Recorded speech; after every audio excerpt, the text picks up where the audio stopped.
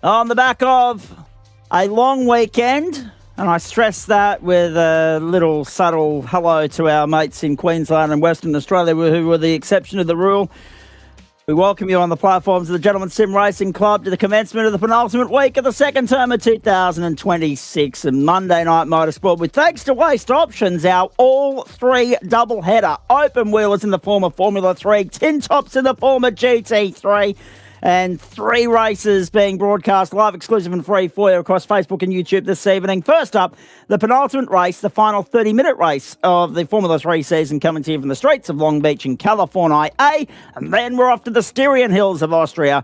And the final sprint round of Waste Options GT3 will bring you the AM split race first up, the Pro-Am second up, results from the Pro split to follow, of course, once we get through the Pro-Am feature. Beautiful conditions here.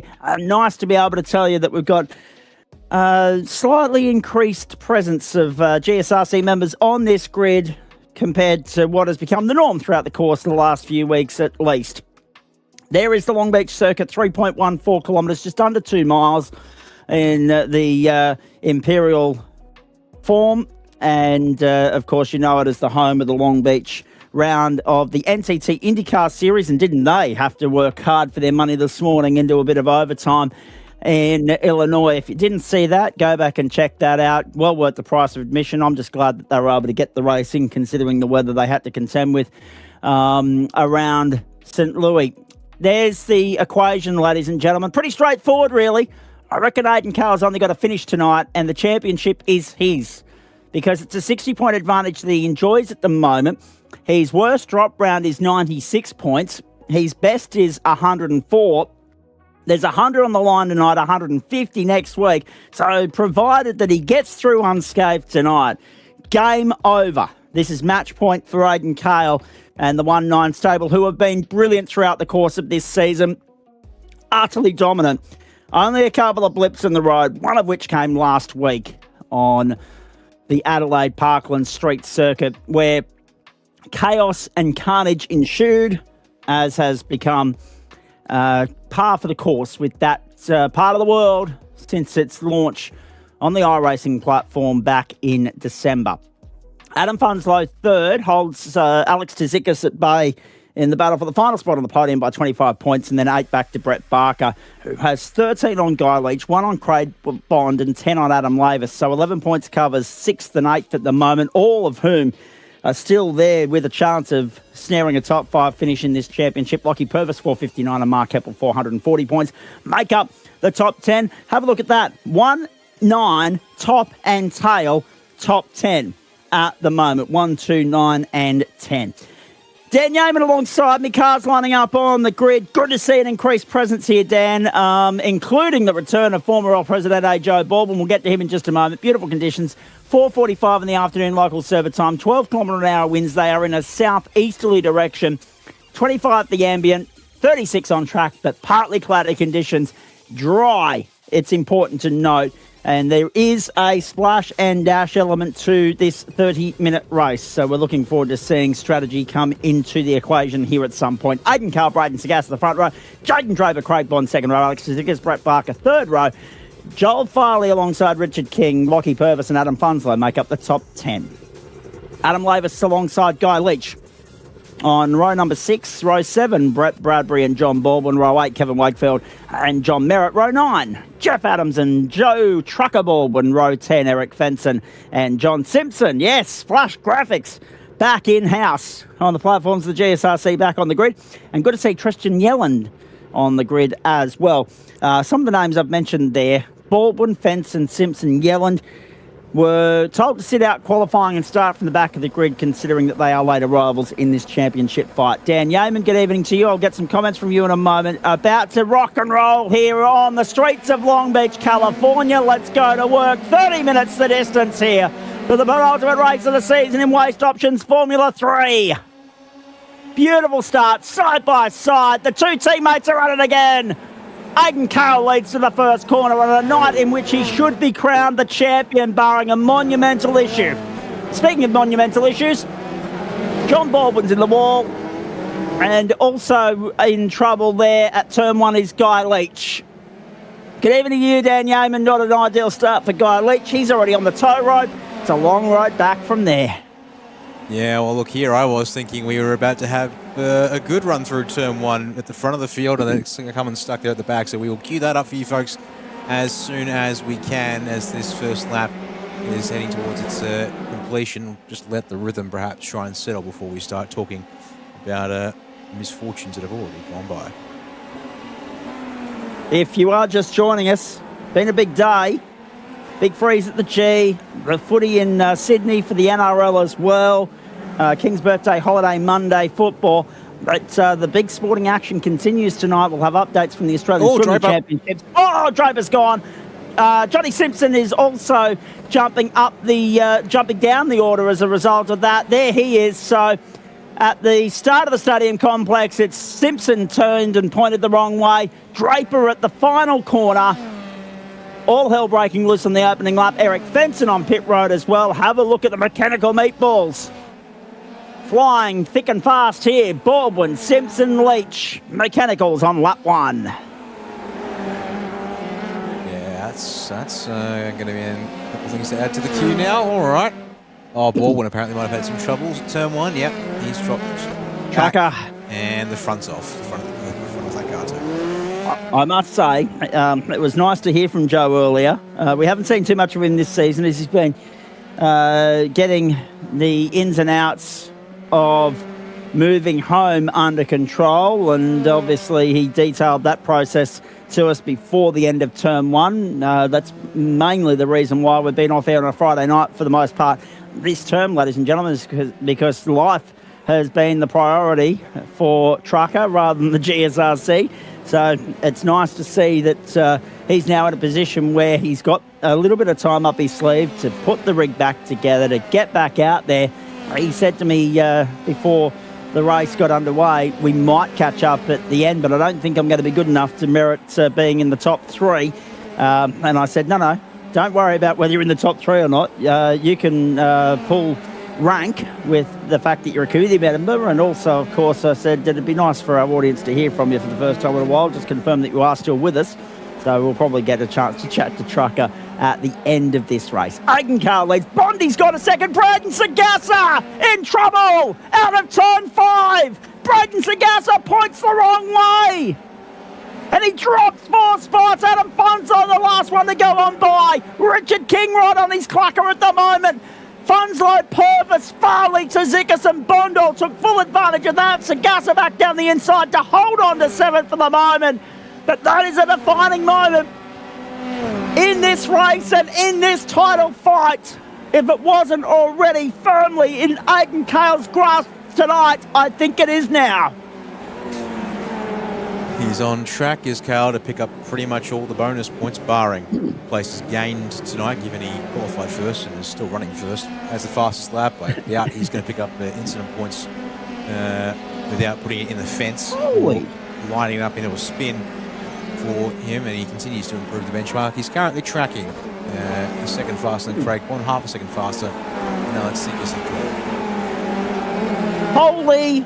Insert the next word here at your own leisure, ladies and gentlemen. The distance between Cale and Bond is already 3 seconds after 3 laps. And the margin between his fastest lap and everybody else is in excess of 0.6 of a second. A 1:14.006 that last time through. This is a bloke firmly in his element at the moment. It's reflected by what you've seen on the points table every time we've shown it. Utter dominance week in, week out. 7 round wins out of 8. He's only dropped race wins on 4 occasions, in which he's yielded a third in race 2 last week and 3 seconds before that. And those seconds have either been to his teammate Braden Sagassa or, of course, Stephen Bull. Oh, no, there goes Kevin Wakefield off the road as well. A Guy Leach, meanwhile, has picked up a black flag, so Leach is in a bit more trouble than otherwise first thought, because when he's come to pit lane on the tow rope, he's now picked up a pit lane speeding penalty of some description on the way back through, I think. So, or is it something else a bit more sinister? Was there a jump start? Was there something else? I'm not sure. John Simpson now picks up a mechanical meatball black flag as well. Braden Sagassa comes to pit lane, having had that spin early on, and that'll be clearly with a view, Dan, to getting some clear real estate, some clear air, and trying to make this run last all the way through to the checkered flag now, which, given that we're running a minute 15... Oh, whoa, that'll be why Guy Leach had the moment at turn 1 that ended up with him in the tow rope. It doesn't explain where he's got the black flag from. We'll have a look at this from Adam Lavis' standpoint. And everybody's going to check up. Unlucky. Adam did get him right, okay. Yeah, he well and truly got him. Right up the backside, unfortunately. So there may be a case to answer there for our mate Mav. That was the second incident on the opening lap. John Simpson remains on the tow rope. This is what happened to Brett Barker in what was a disastrous opening lap for the Injectors Online Racing teammates. Barker hasn't yet brought it to pit lane. Leach remains on pit lane after 3 3/4 minutes. And behind them, of course, you saw what happened there to Johnny Baldwin. So, plenty of action early on. Here we go. Let's have a look at this again. So this is immediately after what we just saw for Barker. Oh. Was that Richard King or Jeff Adams that had to take the evasive action there? It was one of the subpar I'm entries. going to hedge my bets. That was Jeff Adams. Based on his position there. And then... is it John? Unfortunately, John here with the damaged car. He's then just going to have no front grip. Goodbye. Oh. Like you still have a wheel on that car at the moment on the left-hand front. Jaden Draper through the stadium section, having a look at Bondi. Apex. And, yeah. Just getting a little bit too greedy with the apex and lighting it up on the exit. Now, it's interesting here, right? As we say hello to Chris Banks, who's tuning into the broadcast this evening. Aidan Carl, Craig Bomb, margin 5 seconds already. Bondi holding on to second. And I say that because Bondi's in 7th in the points race at the moment. He's currently sitting ahead of Funslow, Tzidakis, Barker and Leach, all the guys that sit behind him in the points race. This is important for Bondi. He's got to try and hold off Alex Tzidakis here for the remainder of what I predict will be 24 laps, Yaman. And I only say that because, again, don't blame me. Maths is not my strong point, right? 1 minute 14 is where the goalposts are at the moment with Aidan Carl. 1 minute 15, I'm going to round it up to just to make it easier from a mathematical standpoint. 1 minute 50 and 2 is 2:30. 2:30 times 4 is 10 minutes. 4 times 2 is 8. You've got 3 10s in 30. 8 times 3 is 24. And if I didn't lose anybody along the way there, let me know. But that's what I'm running with at the moment. 4 laps every 5 minutes, 6 5s make 30, and 4 times 6 is 24. So you can do it either 3 times 8 or 4 times 6, ladies and gentlemen, with regards to the lap count tonight. And that obviously does give us the leverage to include that transit down pit lane, which we know isn't a short one here either, mate. No, it's a very painful excursion down the pits if you don't do it. Now, the main thing being, of course, with this format, the drivers will have to come down the lane once tonight in these F3 cars. So that's why we saw Sagassa jump in early and is now cycling his way through in some clean air, it seems, to try and make this work well for him. I've seen him pull it a couple of times. Seen him pull it a couple of times now in other categories, mainly the Joy 86s, is where I've seen him do it the most.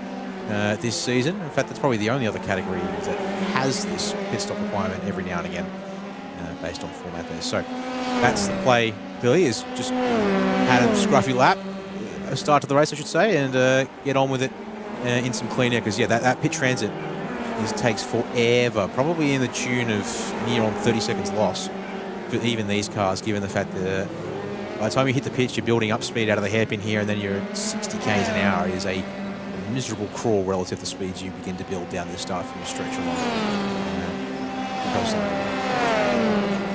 Indeed. Now, just a late programming note for everybody tuning in at home. Obviously, we're grateful that you're watching us as we pick up the battle here. John Merritt down on the inside of Joel Farley. Very nicely done. Merritt up 10 spots already, up into 16th. GSRC on the way home doesn't get any better than that. Hello, Josh. Of course, one of the many people that were unfortunately sent on their way to their usual 9 to 5 today, because he's a Queenslander, Queensland and WA. The rest of the country just having a quiet chuckle at you whilst you were heading off to work and school today, whilst they're enjoying the King's birthday long weekend. And I love the irony of that too, by the way. The King's birthday holiday is today, unless you're in WA, it's the end of September, and Queensland at the start of October. I don't get why two states just do their own thing when it's a Commonwealth holiday, but I've said that every year for the last 6 years. It still drives me up the wall.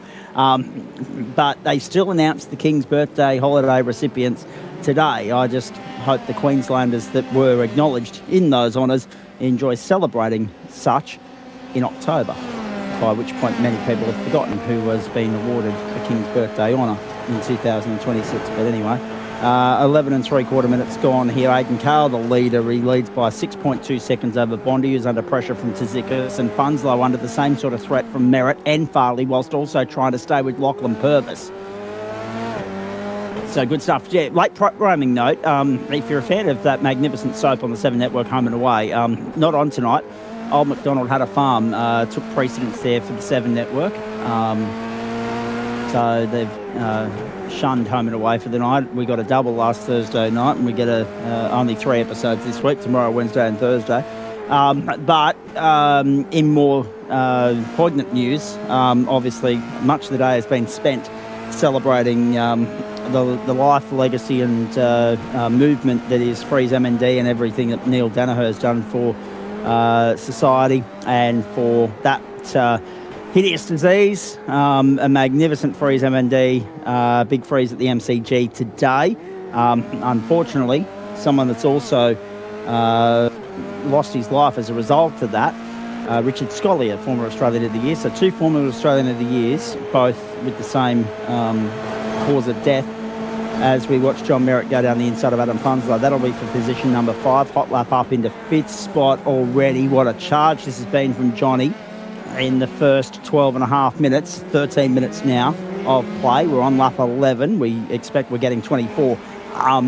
So if you are watching Channel 9 tonight, as well as us, getting that sports bar ready for the World Cup, which starts this weekend, ladies and gentlemen, you're going to need all the screens you can get your hands on. Their usual reality offering at the moment, Shark, starring former Olympian Ariane Tippis, Lynn McGranger and a few others, Scotty Cam.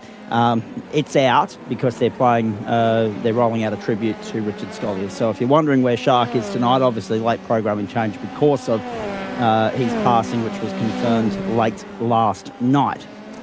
However, normal programming for us, long weekend or not, whatever happens in the world, we usually find our way here on a Monday, Wednesday and Thursday night. This Wednesday night, streets of Isle, Detroit, Michigan for the 86ers and the Supercars. Thursday night, St. Pete for the Porsches, and Willow Springs International Raceway for the Formula Vs.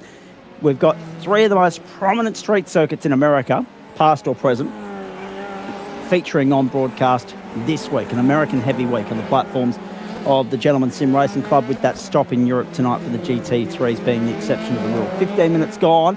Half race distance this time by the line for Aidan Cale, who is in complete control. 7 seconds the advantage over Bondi. Alex Tsitsikas, Lockie Purvis and John Merritt the top 5.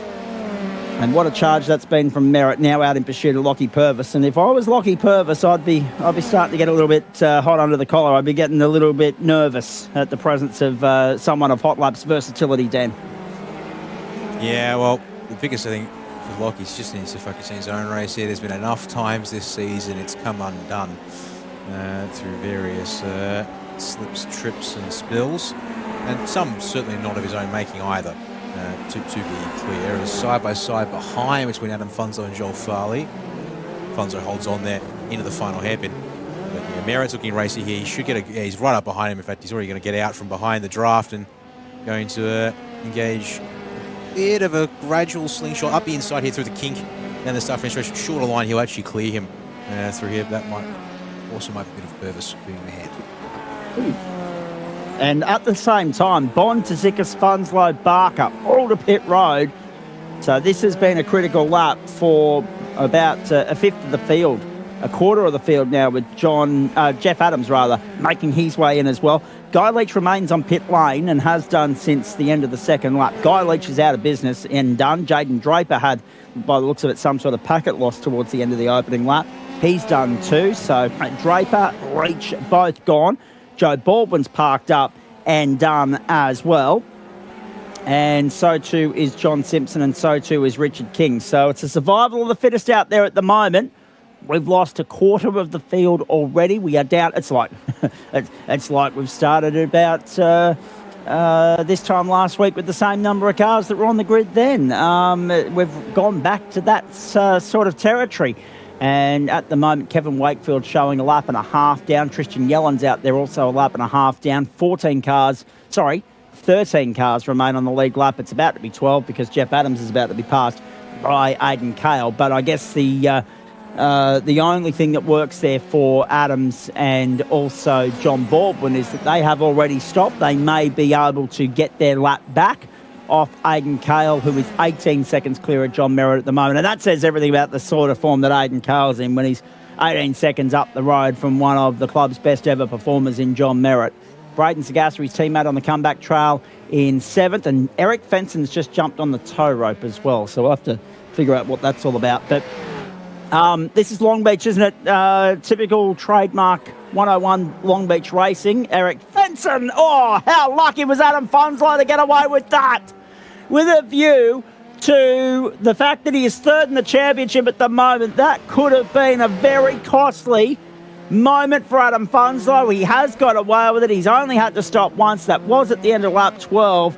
But unfortunately, Eric Fenson on the tow rope as a result of contact at turn 9. And here is Merritt now in second spot, 18 seconds in arrears of Aidan Kale. Just extraordinary. But this is typical Long Beach racing, right? This is why we normally prefer sprint racing at this venue, Dan, because it would have given us a second chance to bunch the field up and have another crack. But once you have incidents creep in and the pit stop sequence creep in,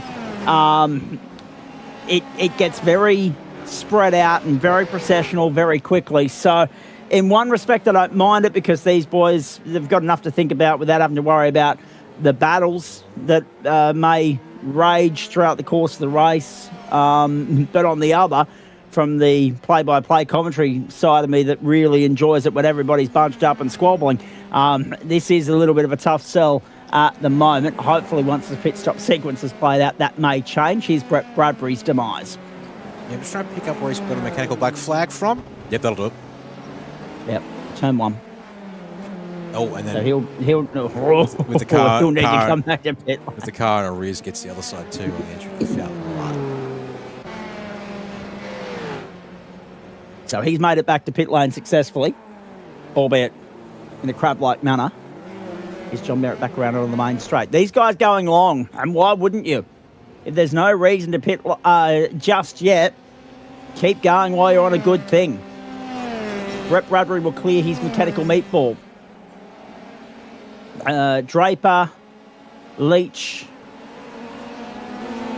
Baldwin, Simpson, King and Fenson all out so far. Even Eric's just parked up. So Eric would have still been a chance of getting out there and getting being classified at 75% race distance.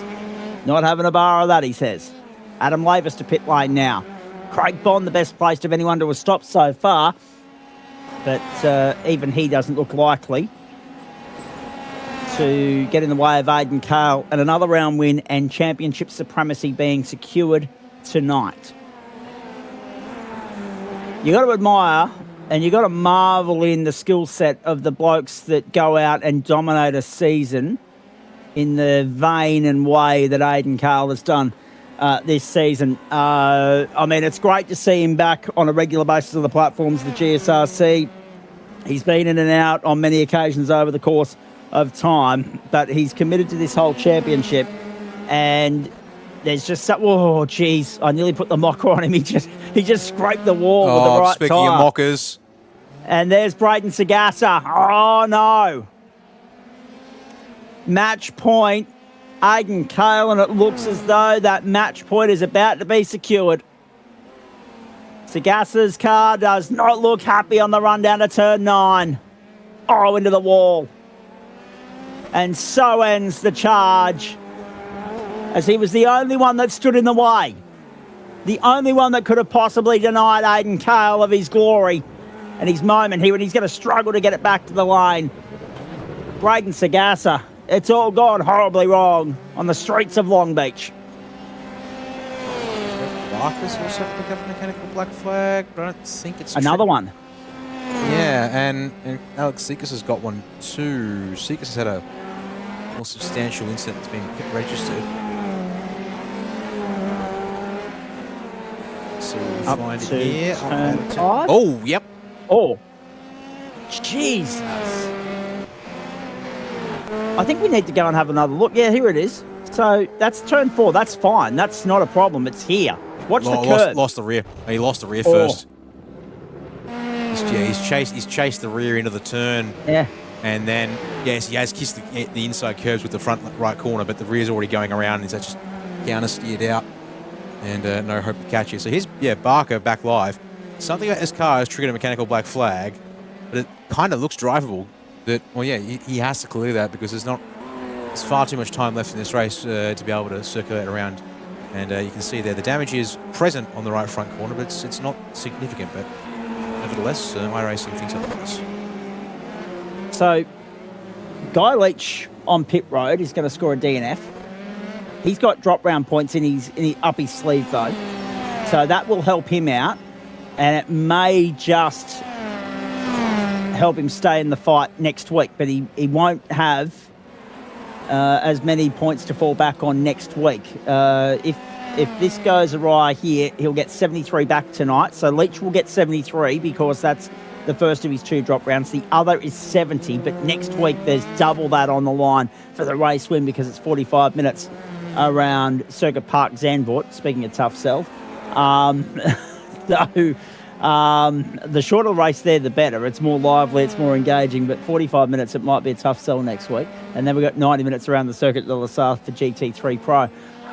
Same start time next week for Formula 3, folks. It is the GT3 race that'll start slightly later, I think I'm right in saying. Actually, let me double confirm that because I think I might have just sold myself down the wrong lane there. No, we are here earlier next week. I need to be ready for that. So 7:25 Eastern, ready for 7:30. Actually, no, that is the same. It is. I was right the first time. I'm getting my summers and my winters mixed up again. So next week, instead of starting at 8:30, I was thinking it was 9 o'clock. Instead of starting at 8:30, GT3 will start at 8:45 next Monday night. Make a note of that. 8:45 for GT3. And still 7:30 for Formula 3 next Monday night. 45 minutes for the Formula 3s. We didn't get a chance to finish singing the praises of Aidan Cale. When you can put a string of season like this together, Dan, it just goes to show you just how well dialed in this bloke is. And he's made no secret of the fact that he loves these cars, and he's gone out and proven it. 100% he sure has. And just has to finish checking off the boxes here to make this one a reality for him. It says a lot about where he is at the moment. The fact that he's put a lap on his teammate, Braden Sagassa. Sure, Braden had to come to pit lane twice, and it wasn't a smooth run in second time, but And he's already 44 seconds up the road from John Merritt, who comes back out on the circuit. 45 seconds to Craig Bond. Bond has gone by Merritt. That was to be expected. Bondy has gone back to second. Surely we see Aidan Cale on pit road this time by at the end of lap 20. There are just, we think, 4 laps to go at the line. And Aidan Cale will come in now. The pit stop time here will only be somewhere in the realm of 4 to 5 seconds. Brett Barker's on pit road as well. John Baldwin is back on pit road, not for the first time tonight. Alex Tzikis, the last of the retirements. He may yet have more company in the retirement catalogue by the end of this race. There's still 3 or 4 minutes to go here, ladies and gentlemen. There's still plenty of time for someone to trip up on the streets of Long Beach. It is a circuit that swallows you up and spits you out twice as hard when you make a mistake. Aiden Cale out in 4.17 seconds. Not the fastest stop of the night, but when you have such an advantage up your sleeve where you're going to come out and no one else is in view on the main straight, that tells you the sort of form he's in at the moment. Bondi's coming down the main straight now, but he's only getting to turn 1 now. And Cale has already cleared turn 3 up to turn 4, the run down to turn 5. The margin is 14.5 seconds. Oh, it's signed, sealed and delivered to Aiden Cale on 1-9 this championship. Barker still hasn't cleared that. Now he is, yep. But what doesn't... Whoa, okay. Lockie Purvis on the tow rope. No, not again. Oh, can you believe this? Turn 1, claims another victim. Now, am I to assume... Oh, up and over and gone. That is enormous for Lockie Purvis. Oh. So Purvis is done. I think the reason why Brett Barker's still on pit lane, Dan Yeaman, is because I reckon he had to clear his take his fast repair first time through. So he doesn't have one sitting there waiting for him. So that's why he's still on pit lane trying to clear that mechanical meatball. What does work in his favour, though, is that he'll still be classified 11th if things were to stay finish as they are now. Although if Purvis can clear the tow rope time, he may displace Barker and Barker may come home 12th. But he's not going to go any lower than that because Baldwin's in the same predicament as Barker is. He doesn't have a fast repair waiting for him either. So Barker, if Purvis can get back out there, will finish 12th. Because, and critically for John Baldwin, he needs to stay in the server as well. They've both passed that threshold for 75% race distance. We are assuming that Aiden Cale takes us only to 24, and we're passing that threshold now. There's only 2 laps to go on time. So Aiden Cale will see the penultimate lap this time through, and then the white flag straight after that. And therefore, the 75% threshold is 18 laps. Here's Joel Farley under pressure from Adam Lavis. Oh, thank goodness. There's actually a battle to talk about for position on the racetrack. Such has been the night of attrition here on the streets of Long Beach. Kevin Wakefield and Tristan Yellen. Jeff Adams on the tow rope now. Does anyone want to finish this race? Please. Starting to look like the answer to that one might be a bit of a no. It was for Jeff. It's not an incident, but straight down to turn 1 and out. An abandonment of the racetrack. So something else happening there that we're not privy to at this point in time, unfortunately. No. But yeah, we're down to that means 9 drivers circulating still in this race. It is a depleted field and then some, ladies and gentlemen. You've not seen attrition like this in quite a while. Survival of the fittest tonight in Waste Options Formula 3. Aiden Cale, 1 minute 13.896 fastest lap of the race.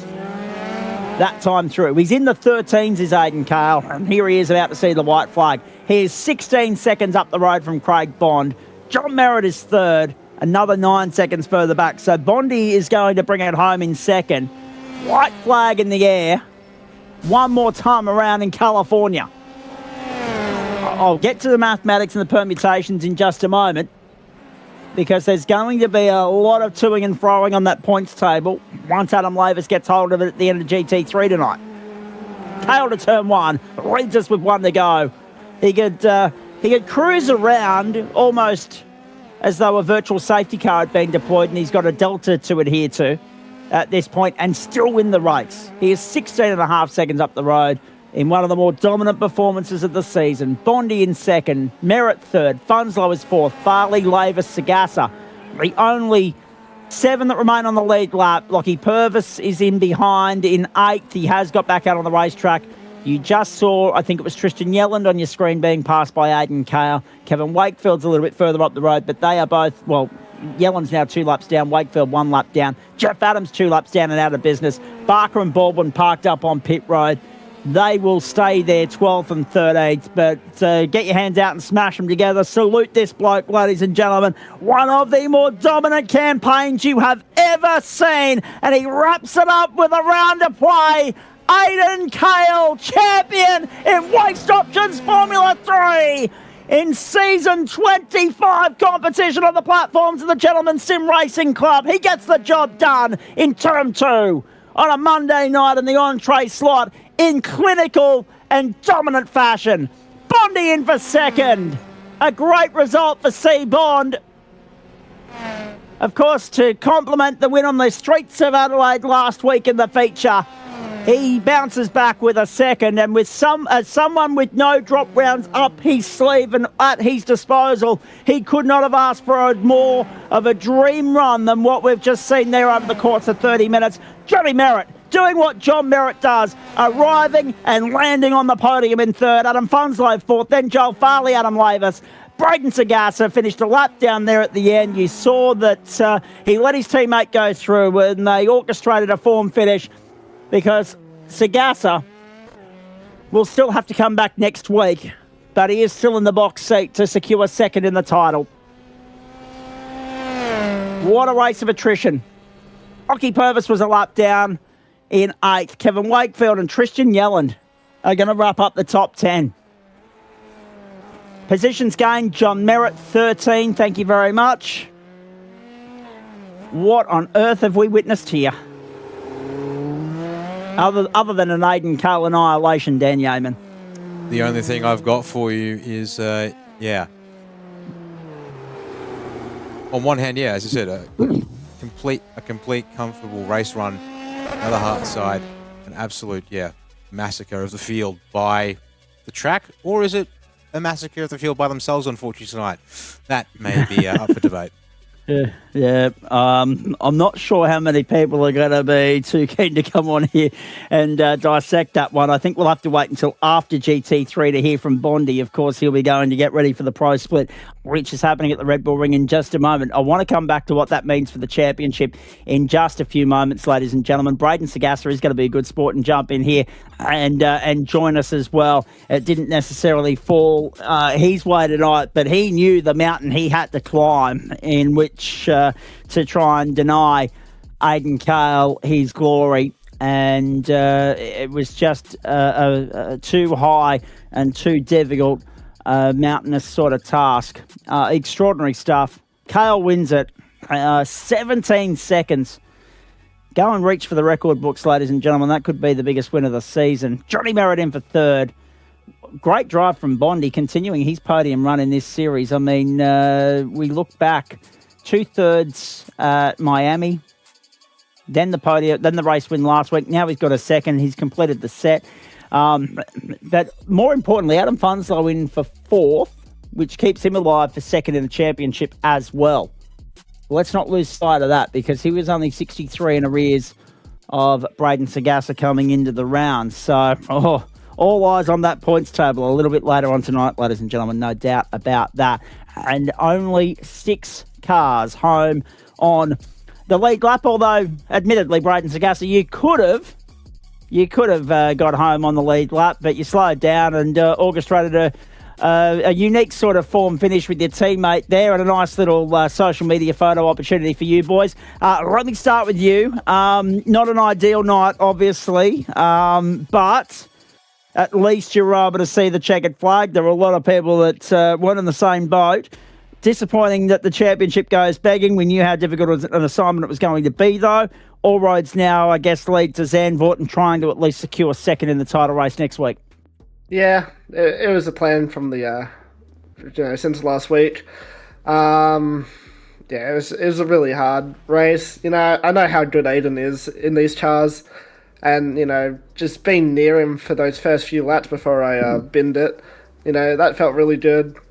He was just trying to pull away, because he knows how to drive these cars, and me letting him go down the straight wasn't really orchestrated. It was actually me running out of fuel.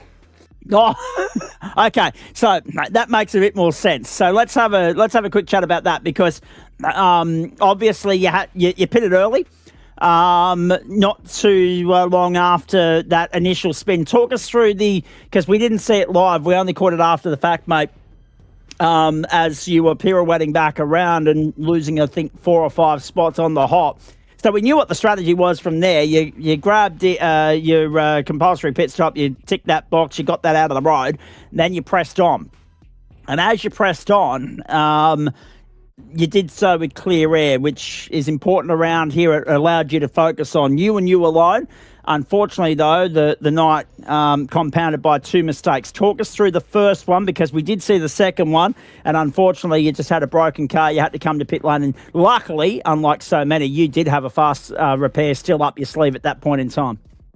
Yeah, first mistake was, I think this corner right here, I ate too much curb, and the car said, no, and just spat me out. Luckily, I wasn't in the middle of the track. I was able to just kind of roll it back off the racing line. Ugh, yeah, that's scary. Yeah, those walls come up really quickly. Yeah, just, had to get back up to speed and, try and gain positions, but it's really hard to overtake around this place unless you have a sufficient pace advantage. Well, that's exactly right, mate. Obviously, the second incident, not ideal either, but at least you were able to finish. You were able to bank the points. I guess now the main concern is keeping Adam Funslow at bay next week in Zandvoort. Yeah, that's the plan. Just try and keep P2. I won 9-1-2 in a championship. It would be, really, a really great way to end the season. It'd be really disappointing for me to come to Zandvoort and lose P2 after, holding P2 for as long as I did. Speaking of 1-9, you're 1-2 at both ends of the top 10. You had 1-2, 9 and 10 going into tonight. That may change, though, because Mark Heppel, MIA, any idea where he was tonight? It's kind of like, he comes in when he wants to. He's not really too focused, but, he's got some serious pace. I think it's all, work-related and stuff. I think some people have that problem as well, not consistent work schedules and unable to race. But we'll just wait and see if he comes for next week. I know he'll probably come in for some, I think it's he does Formula Vs. He might come in for a Formula V for the last 2 rounds and give it a whirl, but we'll just wait and see. Obviously, it's very clear that Aiden's got the championship. That's all good and well. But your focus, no doubt, aside from trying to secure second next Monday night here, firmly now on trying to wrap up the triple treat for the team in the entree slot this term and grab 2 championships for yourself. How are you feeling about the last 2 rounds of the 86ers and the Vs, please? 86ers, it's going to be a hell of a battle with Ben. He's picked up the pace and he's snagged 2 wins now, so he's got some really good momentum going. It would just be trying to stay as close as possible to him, because I know how good he is around Bathurst. I have forgotten what this week is. Detroit Belle Isle. So you're getting very well acquainted with street circuits this week. Oh, yeah, that's a hit or miss track for me. We'll just wait and see. I think that track's about survival. Belle Isle and Bathurst would be survival and trying to stay out of incidents, but especially Bathurst with the triple race format. I don't know how that'll go, but we'll just go in and send it. Speaking of race formats, I said to Eamon during the commentary, it's very rare that we come here to Long Beach for an elongated 30-minute race. Normally it's rapid-fire sprint race mode. Did you like that as a change to the norm, or would you have preferred to go sprint racing here tonight? I think I just prefer sprint racing as a whole. It just pulls up another kind of challenge for the for everyone. I think back in the day when we had the 86ers, we were doing full reverse grids or something like that. Yes. Yeah. That was a bit how you doing. But yeah, these sprint races with these invert top 10s, it really throws up a different challenge, and it's just about survival. And I think that's what I like about those sprint races. They're an absolute riot. There's no doubt about that. Stay there with me, mate, because we want to hear from your teammate now. And if time permits, we'll get a quick final thought from you and, of course, some thank yous as well. But to the victor go the spoils. 8th round win of the season, ladies and gentlemen. And 13th podium finish along the way as well. I mentioned earlier on 3 second place finishes and a third. That was only notched up last week, the third place. So 4 take away from 13 is 9. So ninth race win of the season as well for Aidan Carroll. Can you go out and make it a perfect 10 next week on the back end of that? Because that was an absolute crushing defeat that you handed the opposition tonight, mate. Well done. What a way to secure the title. Awesome, thank you. Not quite sure what happened there. I did say to the boys halfway through that race, I was kind of driving like a bit of a worm, but I guess the results kind of show otherwise. But yeah, I don't know. We'll see what we can do at Zandvoort. Pressure's like fully off, so pressure was off tonight as well. So it's just a matter of just go in and keep it clean and try not to get into any incidents really, and try and bank as many bonus points as I can get next week. I reckon there might have been 1 or 2 moments where we saw you drive centimetre perfect towards the concrete walls. I reckon there might have been 1 or 2 minor little scrapes along the way based on what we saw on camera, mate. But apart from that, a near faultless drive, 17 seconds. You asked me on Thursday night, what are the permutations, what's the equations? We don't need to worry about that when you're out by, what was it in the end, 17 bloody seconds to the good. Yeah, I was just making sure. I like doing the I like doing the equations in my head, just to think about where I need to be. Like worst case scenario kind of vibes, and whether something disastrous happens or whatnot. I do like to be prepared for that. But yeah, I mean, I love street circuits. Like, there's no really denying that. I love street circuits. Love, the driver. It really challenges the driver, challenges consistency, really punishes mistakes too. So yeah, it's pretty much everything I love. Yeah, I did have a few touches of the wall, but most of my laps were, I think, within like 2 or 3 tenths of each other. So yeah, I'm actually really happy with that performance. And you smashed out a 13 on the penultimate lap of the race as well. A 1 minute 13.896, like. Just incredible pace. Fastest start of the race and everything else to the victor go the spoils. The only thing you weren't able to lodge tonight, or claim tonight rather, were the bonus points for most positions gained, because when you start first and finish first, it's a net gain of 0, which is exactly what you want in that instance. And to be fair, we place an importance on qualifying when we go sprint racing, mate, and I think you showcased why tonight. Yeah, there were a lot of single vehicle accidents behind you, but the best place to avoid incidents is to have everyone else following you, right? Oh, absolutely. And yeah, it's all about just that consistency. Like, I drive that home like a whole lot with street circuit racing, and some of the difficult tracks like Montreal or whatnot. It's just a matter of you can do 1 or 2 laps really quick, but if you don't have that kind of long-term consistency, then you kind of get killed during the races, and obviously that's where most of the points you get most of your points. So qualifying was definitely important, and I knew that. I managed to get a good lap in the end there, but it's the consistency and just the focus and whatnot was what gets you those margins, really. Did I should go back and ask you this, because I know I certainly wanted to, and I didn't in the last question. Right. When we look at what you're talking about there with regards to the run you put together, the consistency, the lap times and everything else, did at any point you think about maybe winding the wick back a bit, because it was very clear that you were out in a different postcode compared to everybody else? And at what point during the early stage of that race, how soon after you lost contact with Braden because he's done the loop-de-loop, did you realise this is mine for the taking, tonight's the night? I really don't want to be egotistical with both of my answers, and my brain's kind of fighting me. Because I love Braden, and he's such a good driver. Pretty much after turn 1, I pretty much, if I just kept driving, kind of didn't really fall for the fakes or whatnot, and got that off of turn 1, then I'd be pretty sweet. I've just had a lot of time on this track as well, just in other Formula cars too. I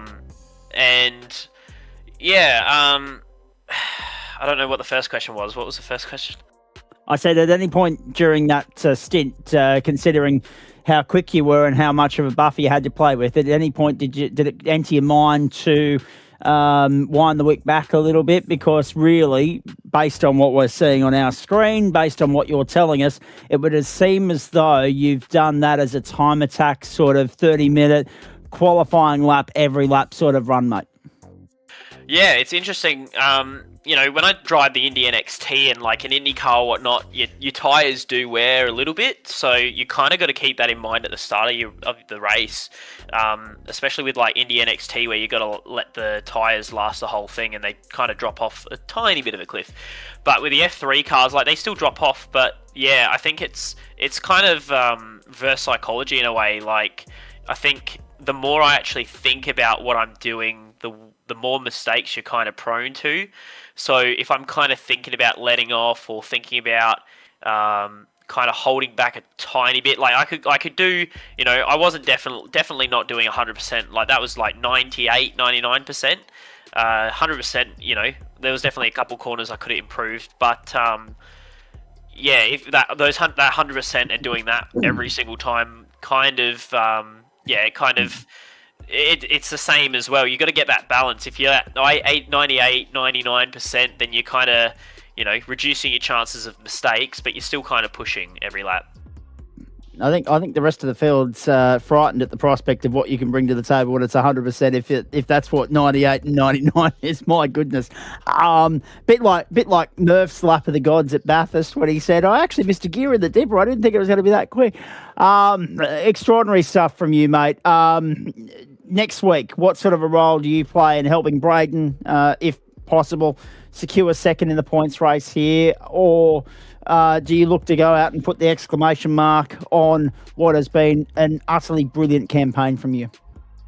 I think it depends. We'll just play it by ear, really. Like if I don't have the pace and I'm kind of struggling, then yeah, priority will be helping Braden and Lockie as well, and Mark if he's there next week. The priority will switch to kind of focusing on their championships and trying to get them the highest that they can be. But yeah, it really depends on what happens. Like if I got the pace, and I'll kind of just try and do what I did. But yeah, I'm not going to do anything risky or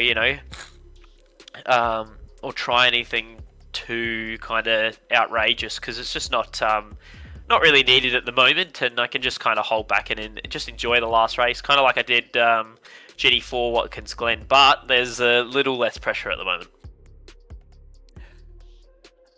Indeed, that is the case. Mate, a completely dominant season from you. It's a privilege to sit here and watch it when somebody is that in tune with the car they're driving, and it doesn't matter what circuit, the result is, near enough the same across the board. Just one little moment at Suzuka, the clash of the teammates, recreating Senna and Prost, and of course that moment last week on the Adelaide Parklands. And apart from that, it has been clinical. It's been brilliant to watch. The floor is yours and Braden's at this particular point in time to thank whoever you'd like to thank. Just like to thank all my teammates, really. Team environment, great team environment. We're all helping each other. All the boys in the team, Chris who owns the team. I'm going to try and steal the spotlight from Braden and just say, Braden's girlfriend if he's watching, Braden's mum if she's watching. Just everyone who's watching, his friends and family. We love you all. Excuse me. Braden, it's almost like he's come in and not only done your thank yous, but sprayed the champagne for you as well. Yeah, what a guy, right? Have you got anything to add to that, my friend? You actually forgot my granddad, so I'll thank him personally. There you go. Thank you, Pa, for watching. And Aiden's just making a nice little side note ready for next week's speeches. Hey, quickly, we've got a couple of minutes here. Your respective thoughts on Circuit Park Zandvoort, because it is a great driver's circuit, right? And it's good for the open wheelers. 45 minutes around there, though, it will be a tough slog. Yeah, absolutely. I don't think the gaps aren't going to be as big as what they are here. But yeah, it's going to be interesting. Going to be interesting to see how overtakes happen with the banking as well.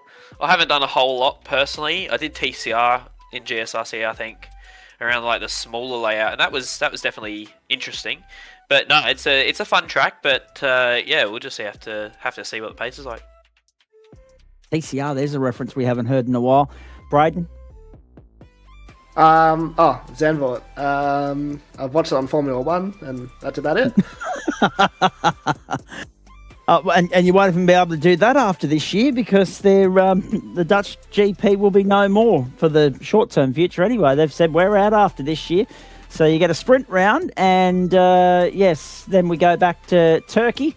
And also, of course, coming in thick and fast there next year is, of course, help me out here. I'm just having we've got the Mad Ring, of course, coming in this year. So exciting times there for Formula One with Turkey back on the scene, and also Portugal as well, the Algarve International Circuit. Far better racing circuits, I would imagine, would be the viewpoint of this commentary box than the Circuit Park Zandvoort. We've seen a lot of solid, thrilling racing around Istanbul Park over the years. There's one on my iRacing wish list, boys. We talk about it all the time, the iRacing wish list, Istanbul Park. That's right at the top for me.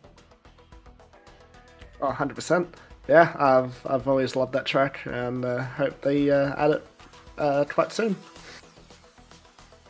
Aiden? Street circuits. I want them to add street circuits. Istanbul's good. I like Istanbul. I can't remember what games it was on. The old Formula 1 games back on the PS3s. It was definitely a favourite of mine.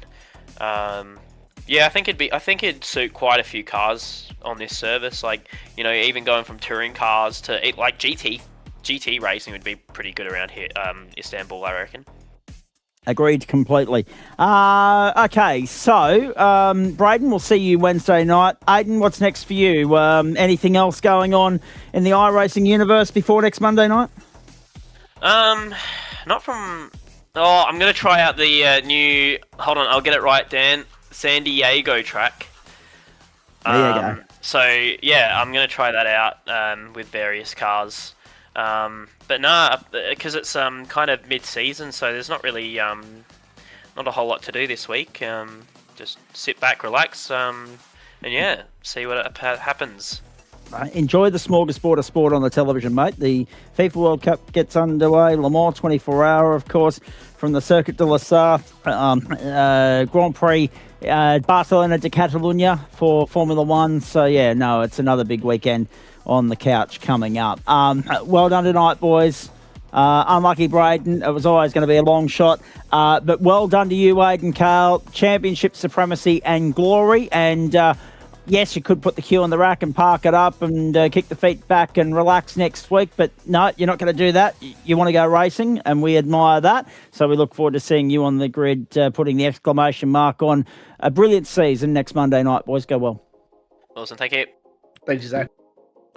And now that Aidan's done the thank yous for both he and Braden, we can step lively towards GT3, ladies and gentlemen. On the way there, I just wanted to make sense of what I was saying there earlier. So Braden obviously only had the one drop round to fall back on. So did Adam Funslow. Bondi had nothing to fall back on.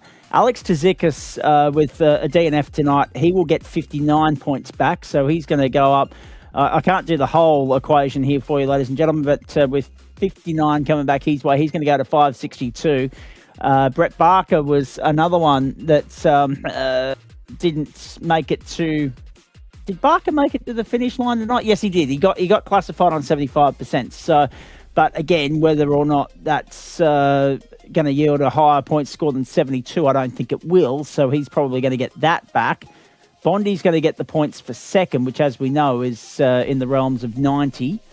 Adam Lavis, I didn't mention too much tonight either. And I didn't get to ask the boys. I should have actually asked the boys, Dan, and I had it in the back of my mind, whether or not, if that was a motion rig or if that was real world, how much of a vom Lockie Purvis might have had after what was a wild ride through turn one. That would have been something to curious to hear about. As much as that would have been, quite the nasty ride, shall we say. To Ooh, be yes. Absolutely. We've seen some nasty crashes there in the past. That was right up there, no doubt about that. But that's one of the reasons why we're very grateful that it is just a sim at the end of the day. We'll get some final thoughts on that all a little bit later on, because once Adam Lavis crunches the numbers, it is very, very clear that the race for second is still on between Sagassa and Funslow, and the race for third and fourth is really hotting up as well. I think Alex Tzikis, Brett Barker, Guy Leach, Craig Bond, Adam Lavis, they're going to duke it out all the way to the very end of Zandvoort next week with regards to who secures fourth in the title. Adam Funslow did his hopes of second or third tonight. No harm whatsoever following John Merritt home. We're going to a break. Very quick one at that, because we've got GT3 M on the other side, Pro M to follow that. The final sprint round of the term from the Red Bull Ring in Austria. Great to have your company this King's Birthday holiday. Sorry, Queensland. Sorry, WA. You'll get there eventually. Monday night edition of GSRC competition for your Monday Night Motorsport live, exclusive and free across Facebook and YouTube. It is terrific to have your company. Night 1, week 9, term 2. And we do it with thanks to Disruptive Labs, Waste Options, Trophy AI, merch.tgsrci.com, and Flash Graphics. Toyota 86s and Supercars Wednesday, Porsches and Vs Thursday, update from the swimming a little bit later on, massive night ahead, and we're off to the Styrian Hills on the other side of this.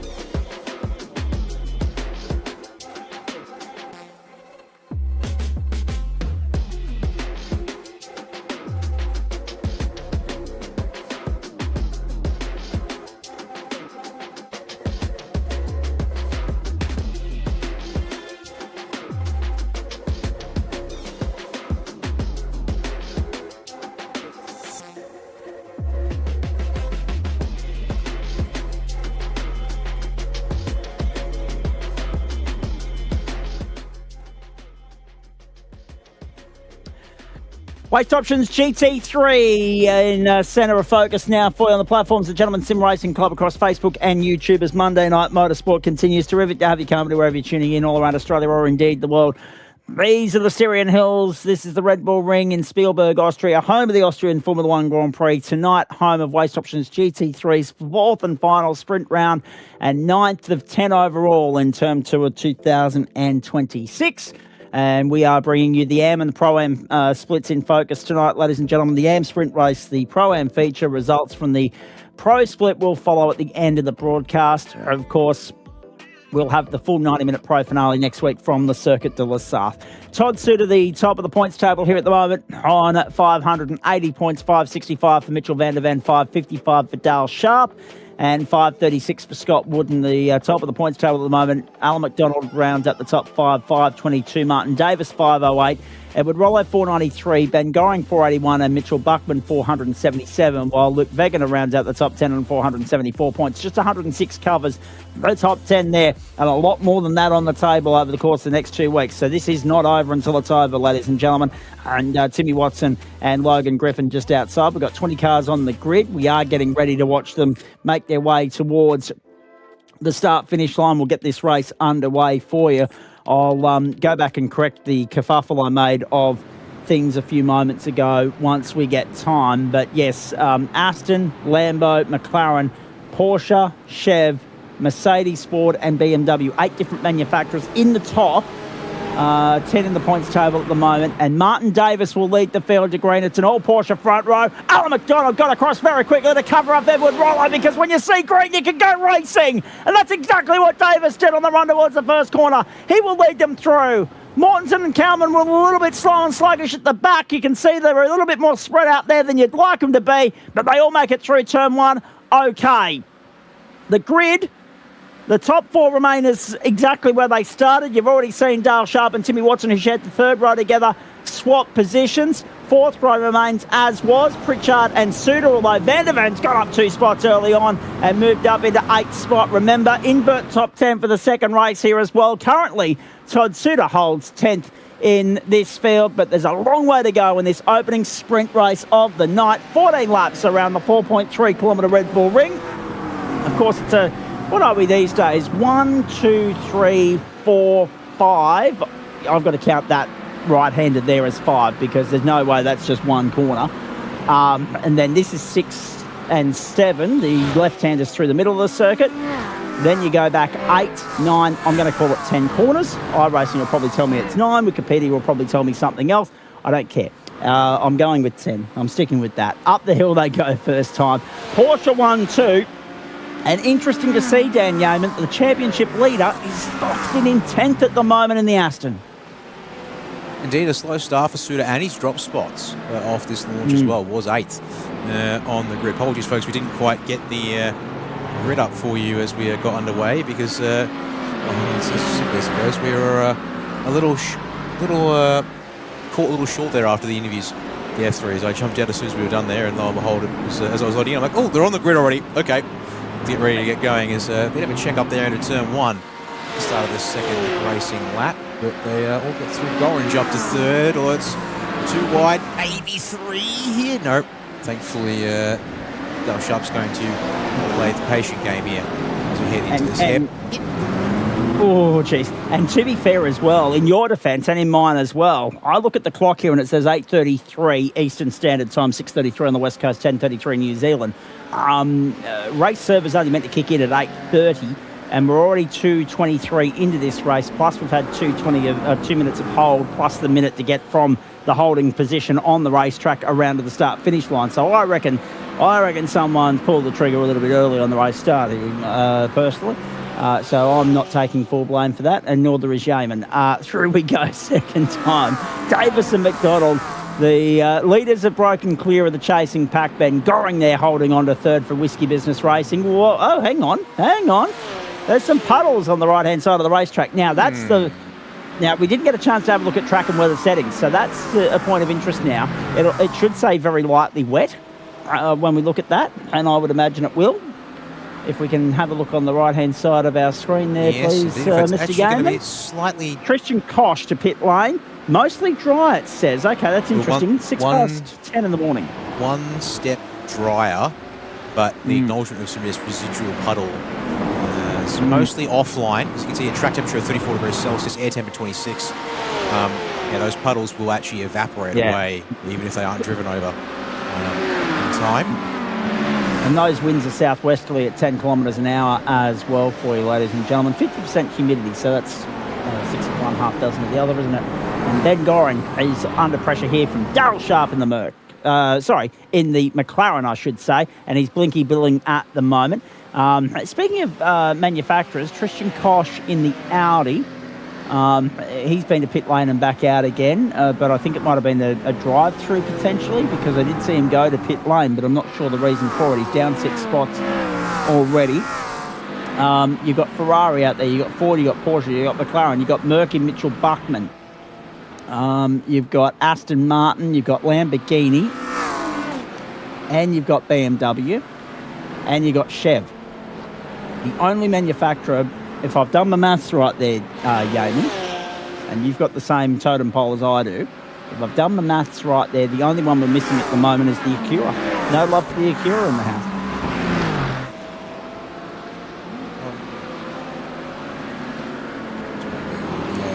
Check. Yeah, 10 out of 11 GT3s in attendance tonight, even if some of them are only represented by a singular car.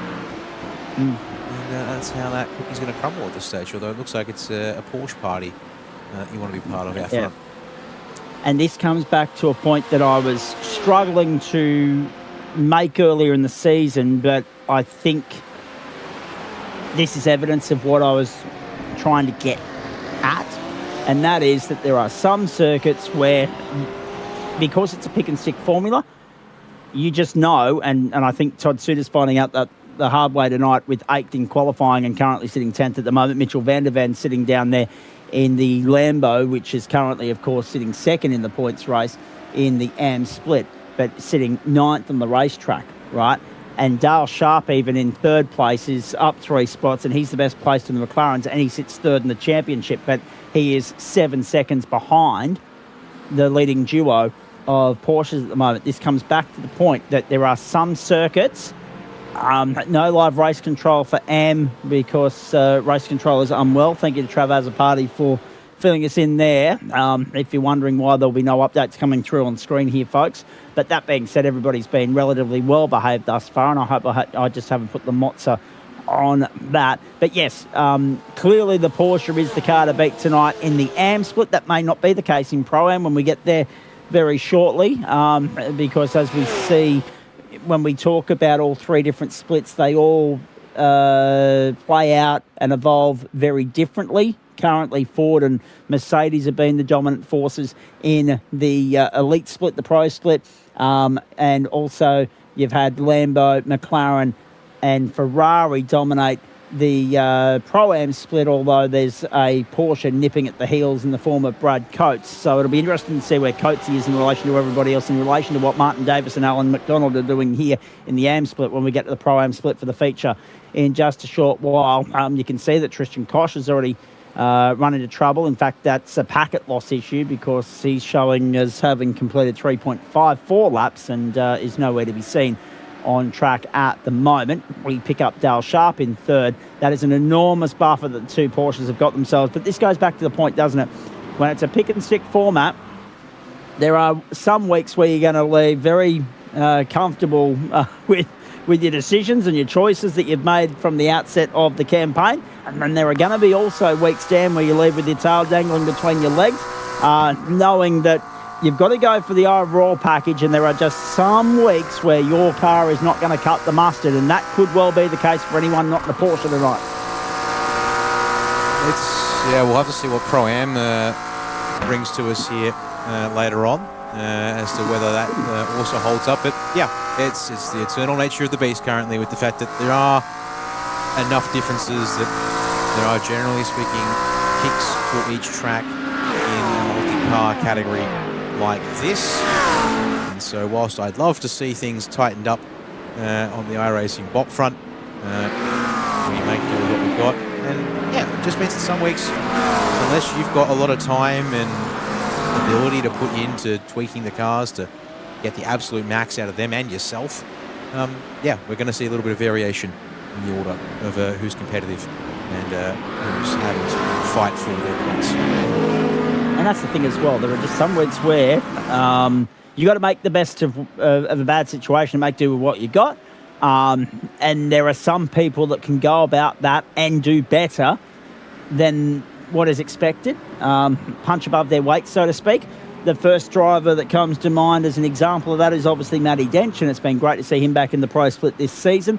And we'll get an indication of where things sit with the pro split at the end of the night when the results come through for you, ladies and gentlemen. There's Todd Suter down on the inside, under pressure from David Sarra. Now, this is important for a number of different reasons here, because Suter's currently holding on to the invert pole position for race 2, which could be a heaven send. Clear air, clear real estate, push on, convert off the start, get out into clear air. But if he gets boxed in 11th, it could be a long night behind the wheel for the Aston Martin driving points championship leader at this point of the season. This is race 12 of 14, and Suter back onto the main straight.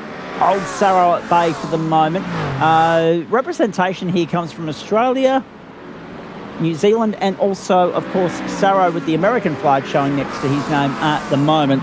So it's good to have that international flavour here on the platforms of the GSRC. Van der Ven's gone through into 9th. Scott Wooden's just got by him. Van der Ven side by side. There they are. Up the outside, Van der Ven. Not yet. Not yet. Wooden keeps him at bay. Suter and Sarro are latching on, and Wooden's trying to go with Pritchard. And this is typical Red Bull Ring racing, isn't it, Yeaman? We see this all the time. Okay, sure, the top two have checked out, and it's 8 seconds. Dale Sharp and Ben Goring have behind them as a deficit. They're not going to reel that in, so let's not even start that conversation. Sharp and Goring have given themselves, Goring or Gorringe, I'm not sure if it's a silent G or if you've got to put a little bit more gusto into it, ladies and gentlemen, but I've been saying Goring all season and I haven't been corrected yet, so but then again, Dan Gorringe from Dan Does Footy on social media, who was in the big freeze today at the G, and I'll get back to that later on as well. Same spelling, but yes, it's Ringe. As in the second syllable there. Watson and Rollo are only 1.4 away. Then they're 1.2 back to that string of 6 cars. So if you can get out and give yourself some breathing space, good luck to you. But that's not the norm here at the Red Bull Ring. It's very hard to break clear. Such is the benefit of the slipstream and toe, and such is the strength of the toe, because we've got 3 long straights to play with here, mate. Yeah, no, 100%. This is a track that's going to really permit pack racing. The technicality of the track isn't extremely high. And so as long as you're not overdriving the track, which, mind you, is another thing that can happen here to great effect, and end up spoiling your own runs if you're getting too scrappy, that, cars are often going to stick together. And then that, in turn, compounds. Cars get stuck together racing the same bit of track. They often start fighting with each other, and you end up in positions where drivers then fall away from their nearest competition. And you can get the breakaways that happen as a result. Battle back on for 10th between Suter and Sarro. And still, Sarro around the outside. Suter on the inside, trying to keep him at bay, and will do so momentarily. We're past half race distance. It's a 14-lapper. Have a look at this. Darrow on the outside to put himself on the inside. Contact! Oh boy, what a save from Todd Suter! Clips to 11th. Suter goes through to 10th. Down the inside comes Hargraves. Oh, not the ideal outcome there for the championship leader. It could have been worse, but he's got to pit lane nevertheless. Oh, game-changing moments in this title fight. Suter only had 15 points up his sleeve going into this round. He's got 1 drop round up his sleeve of 66 points. Not ideal, and Hargraves now compounds the problem, and he drops out of contention for the invert as well. Sarro now has 2.3 seconds up his sleeve, or 1.8 seconds rather, I should say, up his sleeve, in terms of keeping position number 10 firmly in his grasp. But I'll be interested to see what Race Control have to say about all of that when they review the tape tomorrow. Now, if it's any, I guess, consolation for Suter, the man who's closest to him is this man right here. Mitchell van der Ven nearly spins himself on the diffuser of Scott Wooden down at turn 4 there. You nearly Grant Guild him. So this isn't currently looking like a race where van der Ven's going to be cashing in big time. I'm just a little surprised that Suter made that choice to pit, because the car looks like it got away with it after the fact, but he's come in, short stop, which presumably therefore is to just fix the car up and get back out and going. So maybe there was something a bit more there that the outboard shots didn't pick up for us. As Watson's slow. Watson is very slow at the last couple of turns. So Watson's had a moment, an off-track excursion potentially. Tristan Koch has got back out there, having been able to re-enter the sim racing universe. That was an awkward moment for Watson. Yeah, let's just get a better angle of that one there if I can. Go on board with it, perhaps. Oh, yep. Just four-wheel sliding it through the penultimate turn, and just took forever to catch the car. And it looked slow and awkward getting back over the onto the black stuff because of the AstroTurf, the ripple strip, the extra ripple strip there as well. So it was bobbling all over the place. Not pogo stick style like the Porsches, but very close to it for Timmy Watson, who remains in 7th in the Mustang at the moment. We pick him up in view there at turn number 5, and there's turn number 6. So it's interesting here because you look at Davis, McDonald, Sharp, Goring, and then Rollo, Pritchard, the top 6 at the moment. Watson, Wooden, Van der Ven is 9th. Sarro is 10th.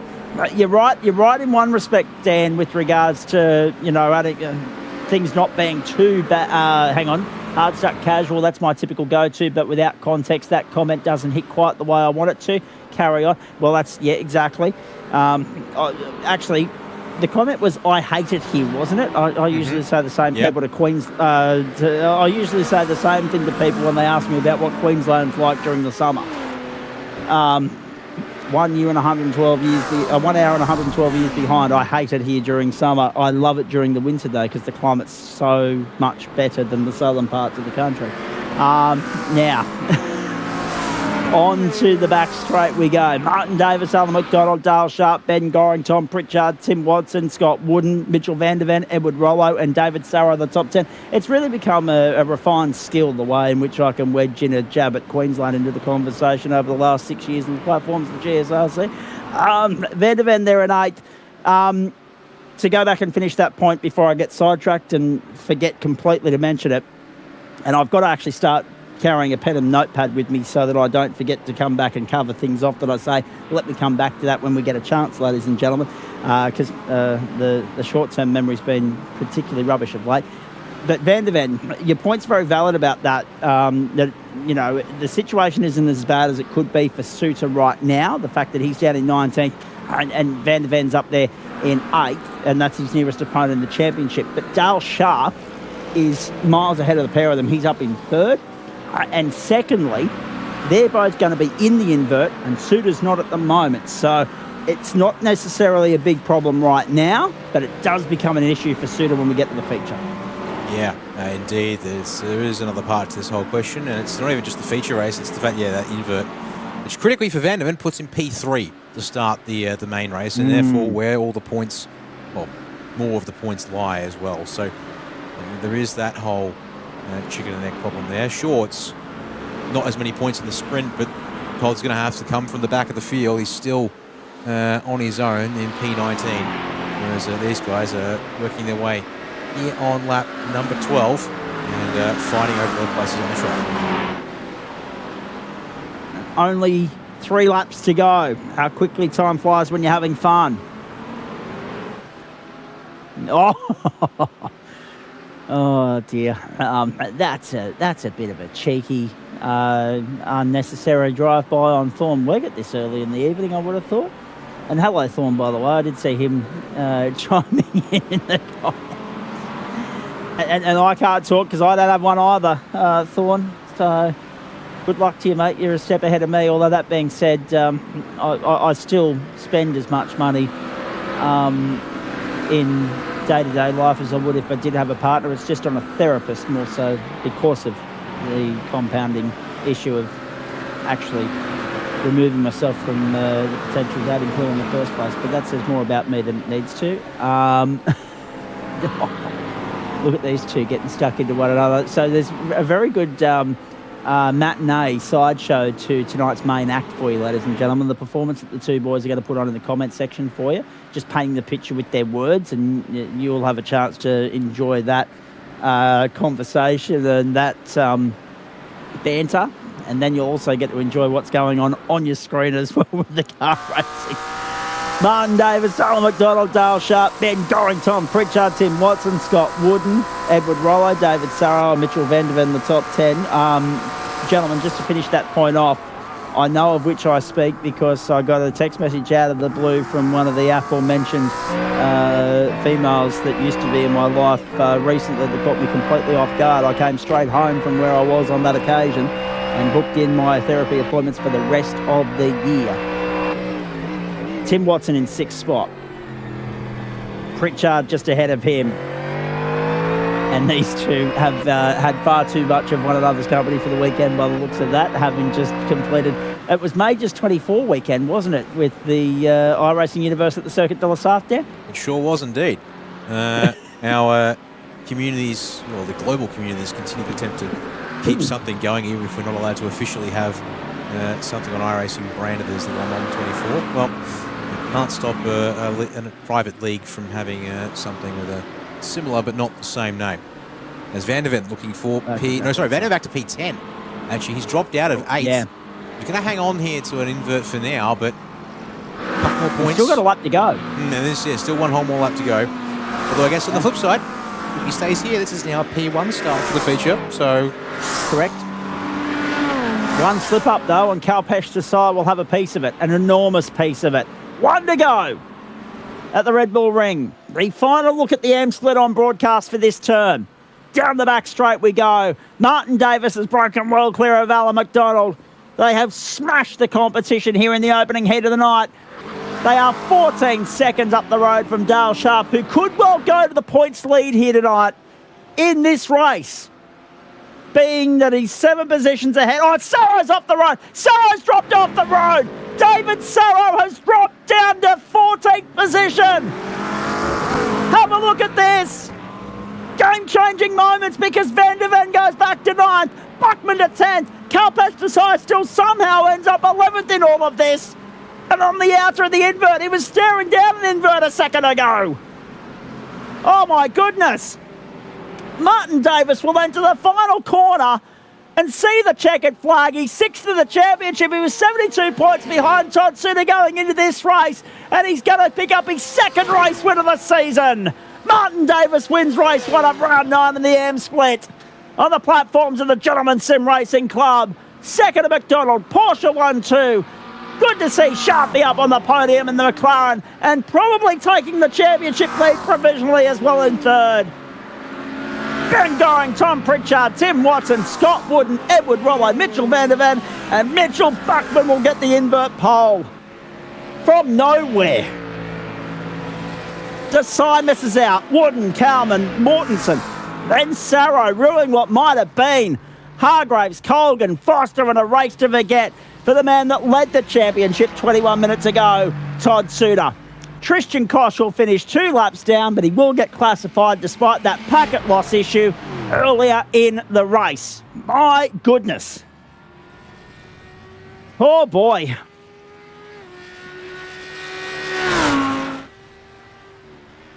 Porsche clinical, but this championship teeters on the brink. It's cutthroat stuff at the moment. It's on a knife's edge because there are 3 genuine players and only one of them managed to finish in the top 5 in that opening heat. And Scott Wooden, who was 4th behind Sharpie by 19 points, also finished ahead of Van der Ven and also Suter. And McDonald and Davis, who were 5th and 6th, finished ahead of everybody. So if anything, the points race tightens up here as a result of what we've just seen at the Red Bull Ring. There are the results on your screen, folks. The results from race 2 a little bit later on, of course, for you. We're looking forward to that. Race 2, for us, at least on broadcast, will come to you from the Pro-Am split. We'll have their qualifying and race 1 results for you very shortly. Then, of course, race 2 live and commercial free in full detail.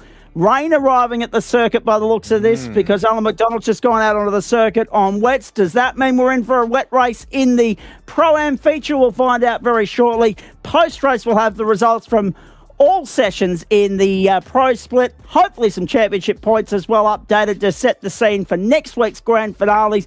Night 1 of week 9, term 2 action continues for you on the other side of this short break across Facebook and YouTube, the platforms of the Gentleman Sim Racing Club, reminding you that we are here with thanks to Disruptive Labs, Waste Options, Trophy AI, merch.tgsrci.com, and Waste Options. Quick pit stop and back.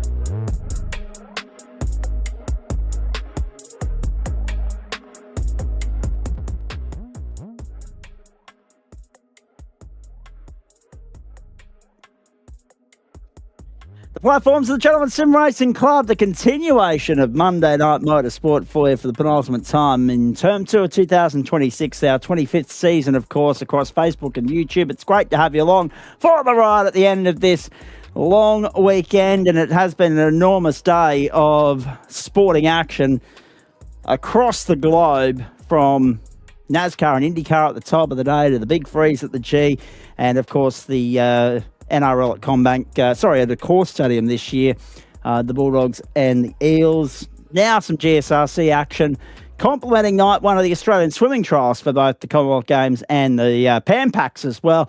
And if you haven't already tuned into the swimming, that is live and exclusive on 9 Gem this evening, due to 9's normal programming taking priority on the main channel. But how ironic is this, right? The swimming will be on the main channel Tuesday, Wednesday and Saturday, unless you're in Victoria and Tasmania and South Australia, where it'll also be on the main channel Thursday and Friday as well.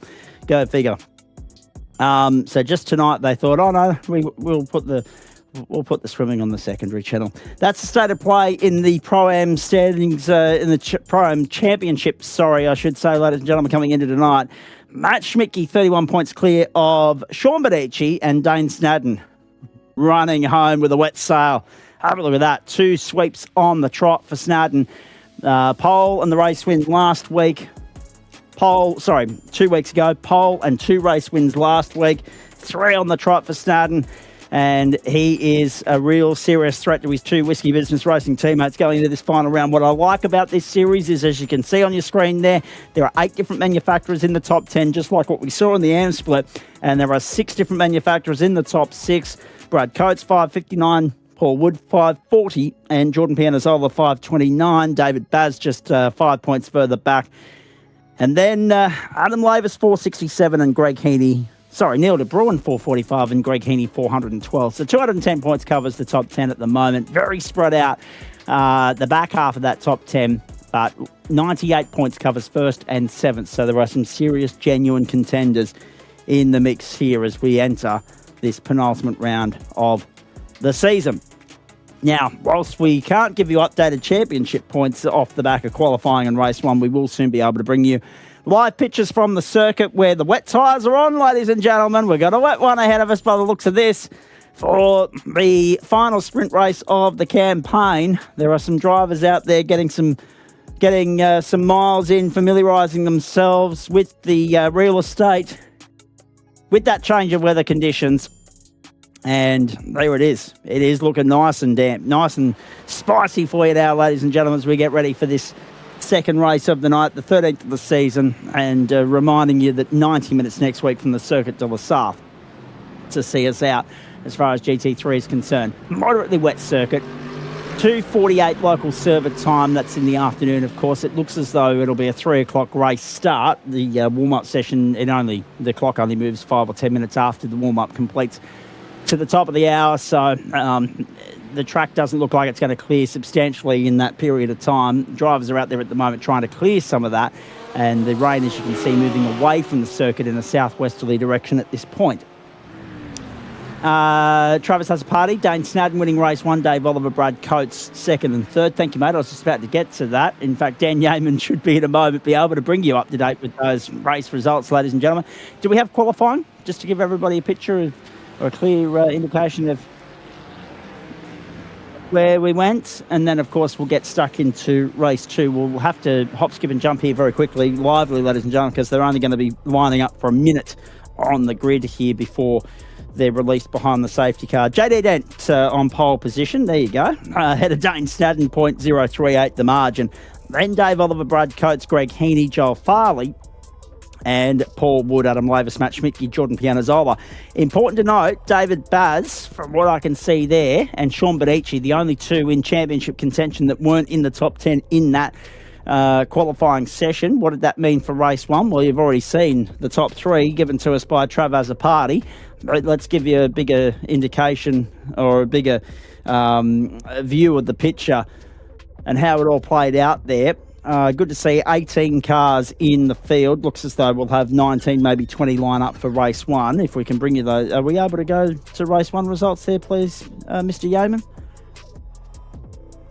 So as you've already seen, Dane Stadden, 4th race win on the trot. He's in some sort of form at the moment, isn't he?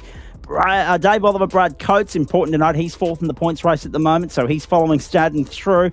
Farley, Wood, Lavis, Baz, Schmidtke, Cherry, and Benici will get the invert pole. So the 2 championship combatants are going to be 1st and 3rd on the grid. David Baz is in the top 10. The only one not in the top 10 there at the moment as far as that championship mix is concerned, Jordan Pianazzola, unfortunately. Cars coming into position now for race 2. Let's have a look at the grid for you. This is the feature race, 37 minutes.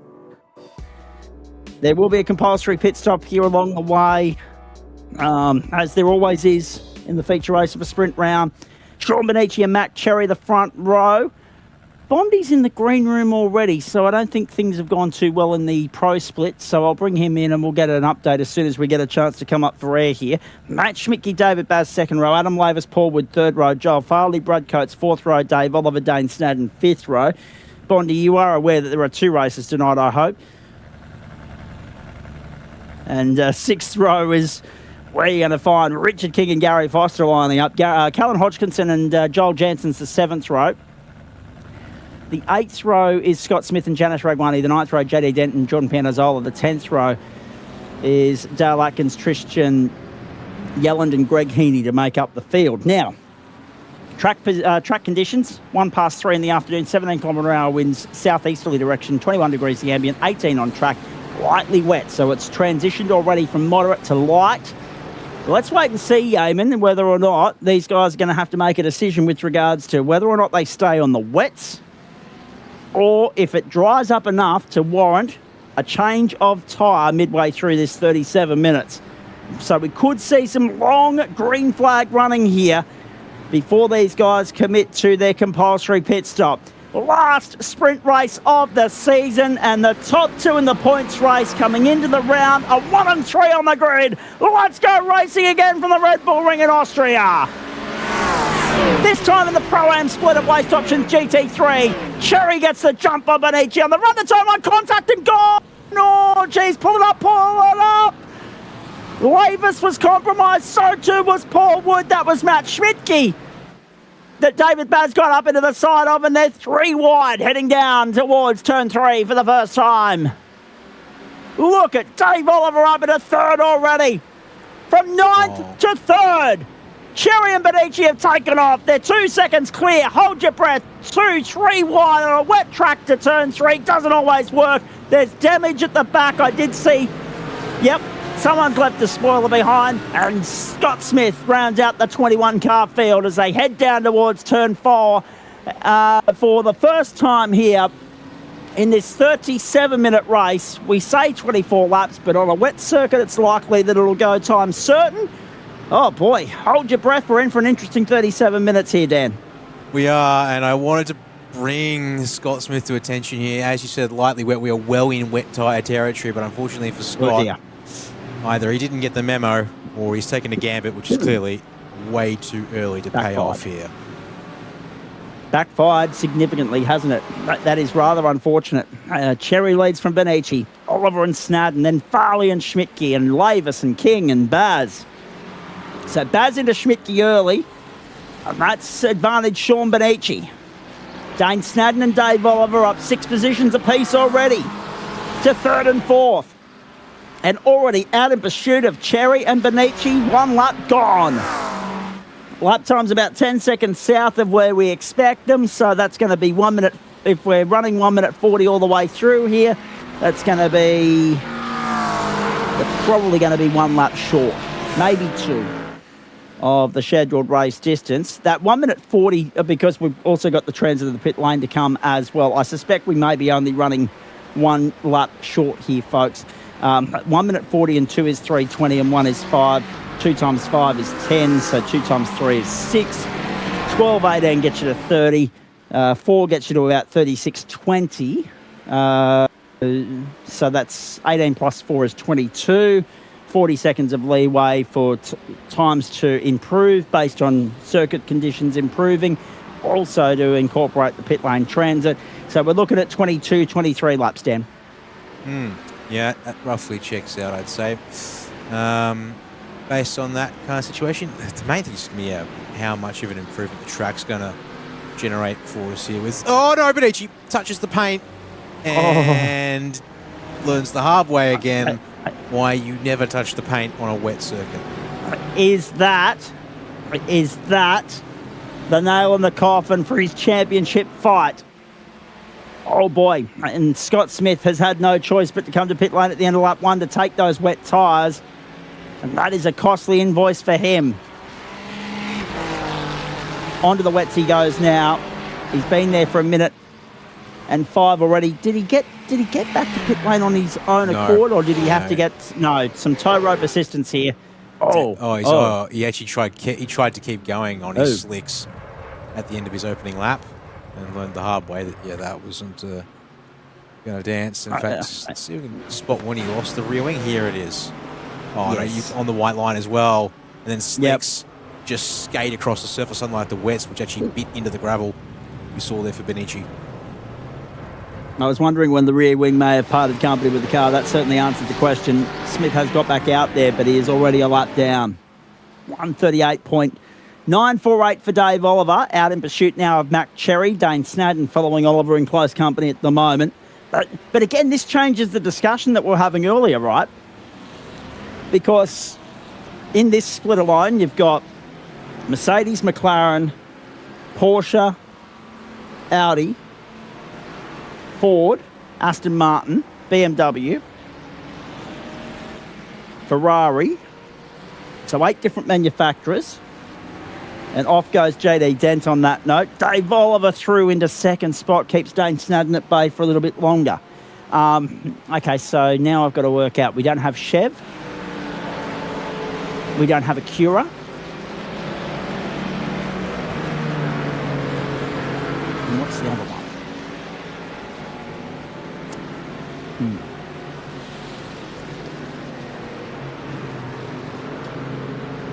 We don't have Chev, we don't have... No, we've got Lambo. We've got Lambo. Or maybe we've got 9 manufacturers. I'm just trying to work that out now. Bear with me here, folks. Mustang, Porsche, yes. Yeah, I count 9 Merc, yes. manufacturers. McLaren, Lambo, Fez, Corvette. Yeah, Corvette and Acura are the ones that we haven't got. So Aston, Audi and BMW are all out there. Yeah, no, just an oversight on my part. I've missed someone along the way there. So Snadden goes through on the inside. Farley goes with him. Oh, contact with Dave Oliver, and Farley's pointing the wrong way now. Bez goes through the fastest lap of the race. 138.613. Good luck reviewing the tape on this race, Trav. Schmicky going to benefit from the chaos. Slip up the inside of Oliver at turn 4 and get it pulled up on the other side to maintain that place as well. But try and pick up what happened there in a moment to confirm that for Farley. That was just across the nose, I think, of Oliver trying to execute that move. I think this is madness. Yeah, Oliver's trying to stay away. Yeah, Oliver's trying to stay away from the curb and stay within the white lines, and Farley trying to open his corner so we can put the power down. And well, you can't have 2 cars fighting over the same bit of track without a bit of roof. Exactly right. That could well just be a racing incident. Who knows? But Matt Schmidtke, the beneficiary of all of that, up into third spot now in the Lambo. We've got Bondi standing by from the pro split. I want to know what the hell's going on there very shortly for him to be here this early. Either that or he's coming in just to listen to the commentary because someone's not there to keep him company in his own Discord, and I've got a feeling that might be the case. Mac Cherry, Dane Snadden, Matt Schmidtke, Dave Oliver and Adam Lavis, the top 5 here. It's interesting to note. So that conversation we were having earlier, mate, about manufacturer dominance on particular stops on the tour goes out the window now because racetracks change with weather changes, right? So just because the Porsche was the form car to have earlier, it looks as though the Ferrari is really lapping up these moist conditions. Yeah, quite a stable platform for the most part. Richard King, on the other hand, backwards at the exit of turn 3. Oh dear. What has happened there? Greg Heaney, a lap prior as well, has had trouble in the Audi. Let's go with that one first.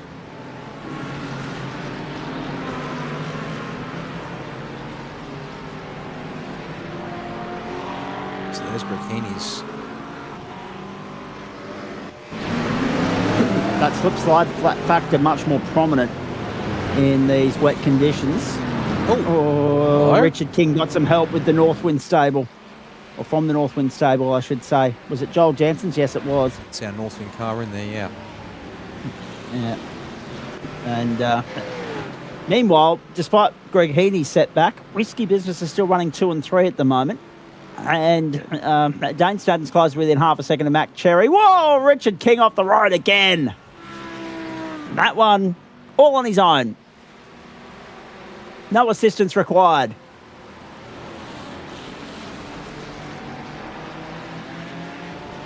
Here comes Dane Snadden for the lead for race win number 5 on the trot.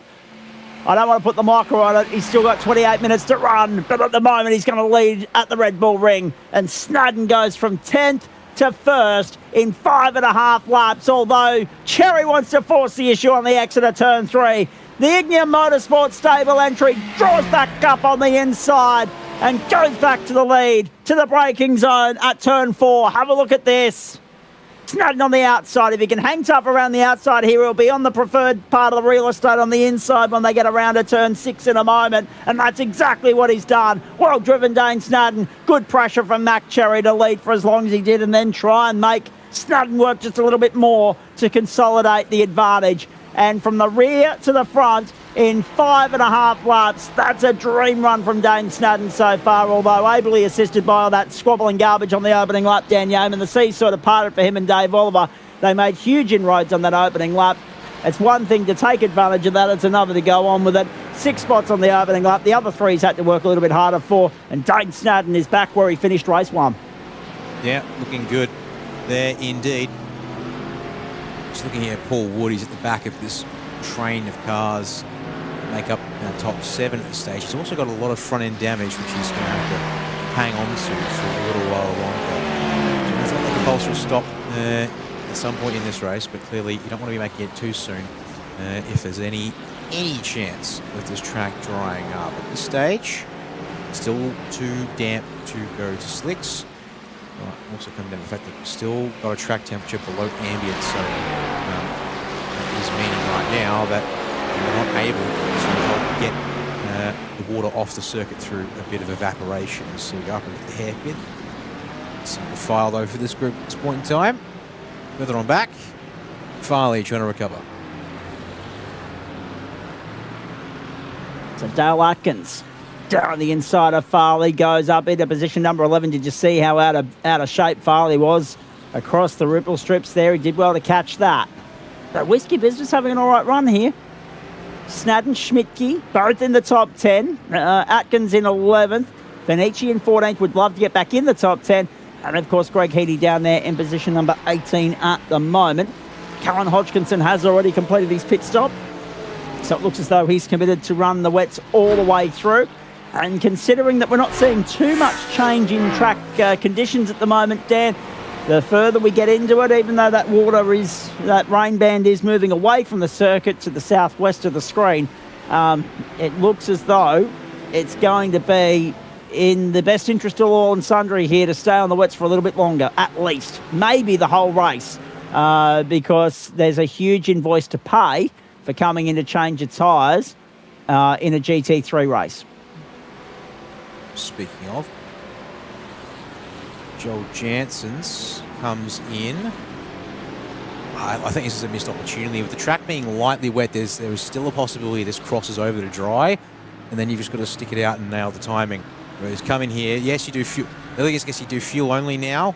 Only lose yourself about, let's see, pit stop is going up to 9 seconds. So he's about 10 seconds short of what a stop would be in green flag for gyre change of this. So he has to hope the track doesn't improve to the point where 10 seconds more in the pits changing your tyre won't see you then catapult past us. Farley trying to get this move done on Atkins, but the over-under means he's a little vulnerable on corner exit here on the run to turn 4. Goes ahead by a splitter on the approach. This is the point, isn't it? This is trademark Red Bull Ring racing right here. Through they go again. Atkins and Farley still side by side, making their way around. Terrific competition. But this is typical racecraft at this circuit. How often do you see it? Even in the wet, even in the dry, every time we're here, it is so hard to execute and then consolidate an overtaking move. Atkins has been working away at this for the last lap and a half because of those over-under situations, those switchback moments. The opportunities here are endless because of the way the track flows. Brilliant from Atkins to hold on to the 10th for the moment, though, as we pick up the battle for 6 between Brad Coates and Paul Wood, who are both in the championship discussion that we mentioned at the top of the show. Woodsy in 5th on 540 and Brad Coates on 559 in 4th place right now.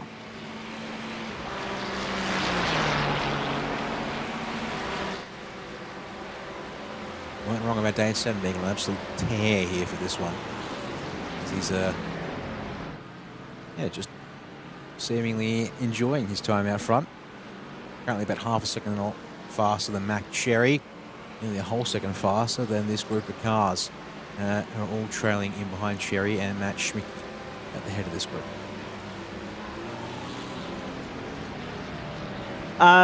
Bondi's got his mic open. What happened?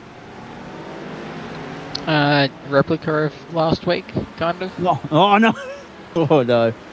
Oh jeez. I feel as though we don't need to elaborate on that. However, can we just say props to you on the 2nd place in Formula 3, because there's still a chance there at a top 5 finish in the championship, mate. Well, I think my plans for Monday night next week have potentially changed. I might just do F3 and stuff GT3. No.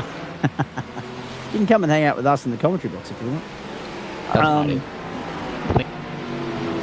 Because with it being a 90-minute race, Yabe and I might need an extra bit of company. In comes Dave Oliver to pit lane, straight through at the end of lap 9. So Oliver's going early, everybody else playing on. Dale Atkins comes in at the end of lap 9 as well. Snowden leads by 4.7 seconds, so he has really checked out and taken off.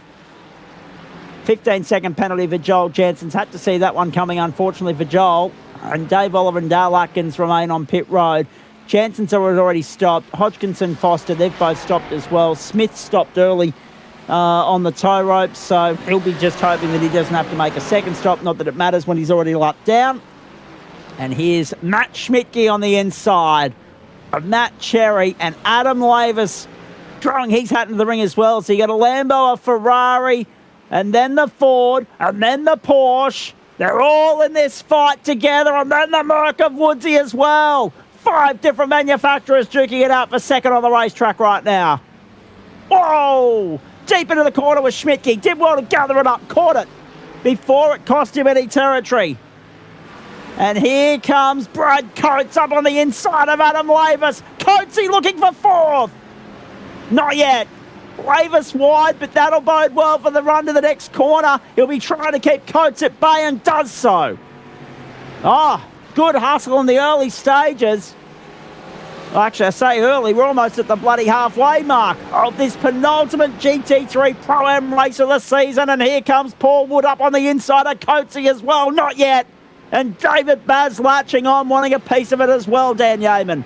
Good stuff. Good hustle. It is, and critically, it's still officially too early by my beliefs and confidence in the system, but there is a dry groove starting to appear on this racing line where they're currently occupying. So it needs to dry up in the next probably 5 laps, I'd say, or get to the point where in the next 5 laps you're willing to take that risk and cross over to slick tyres, because otherwise you're probably leaving it too late to get the slick tyres fired up and have the time to be able to actually get around without risking anything towards the end of the race. And of course all of that conditions here around the fact that they're still doing 139s at the moment for Dane Snow.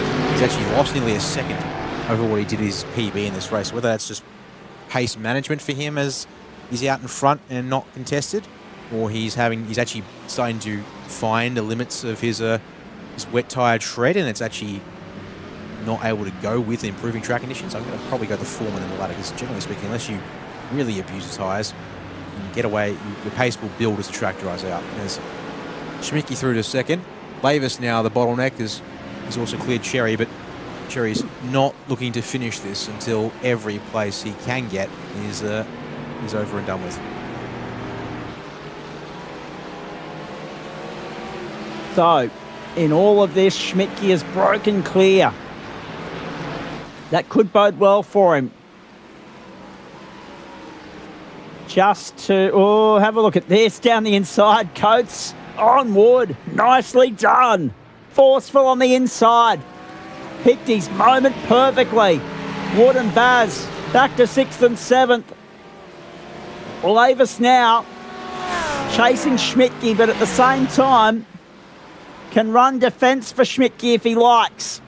Because we know Schmidtke's one of those multi-team racers. Every other night of the week he's with the Aussie Racers stable. Tonight he's with Whiskey Business. So maybe, with a view to his championship, he'll call in a favour from Adam Lavis and just get him to keep the chasing pack at bay for a little bit longer.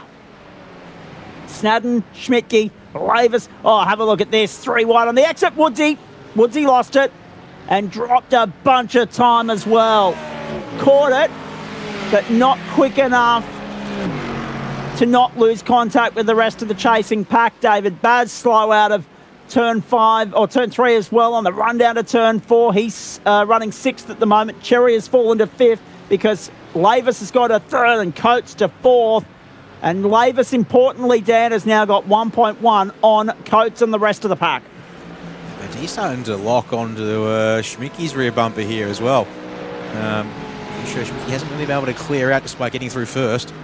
It's just a case of a front engine car. It's just got a little more grip in the nose, able to get that Mustang to actually stick the front tyres down to the ground and point into the corners where he needs it, whereas Schmidtke maybe having to fight a little bit more, might have a bit more grip in rotation and rear traction, but nevertheless, the balance games, Lavis looks more comfortable corner by corner here as they round the last couple of turns and continue on with this race.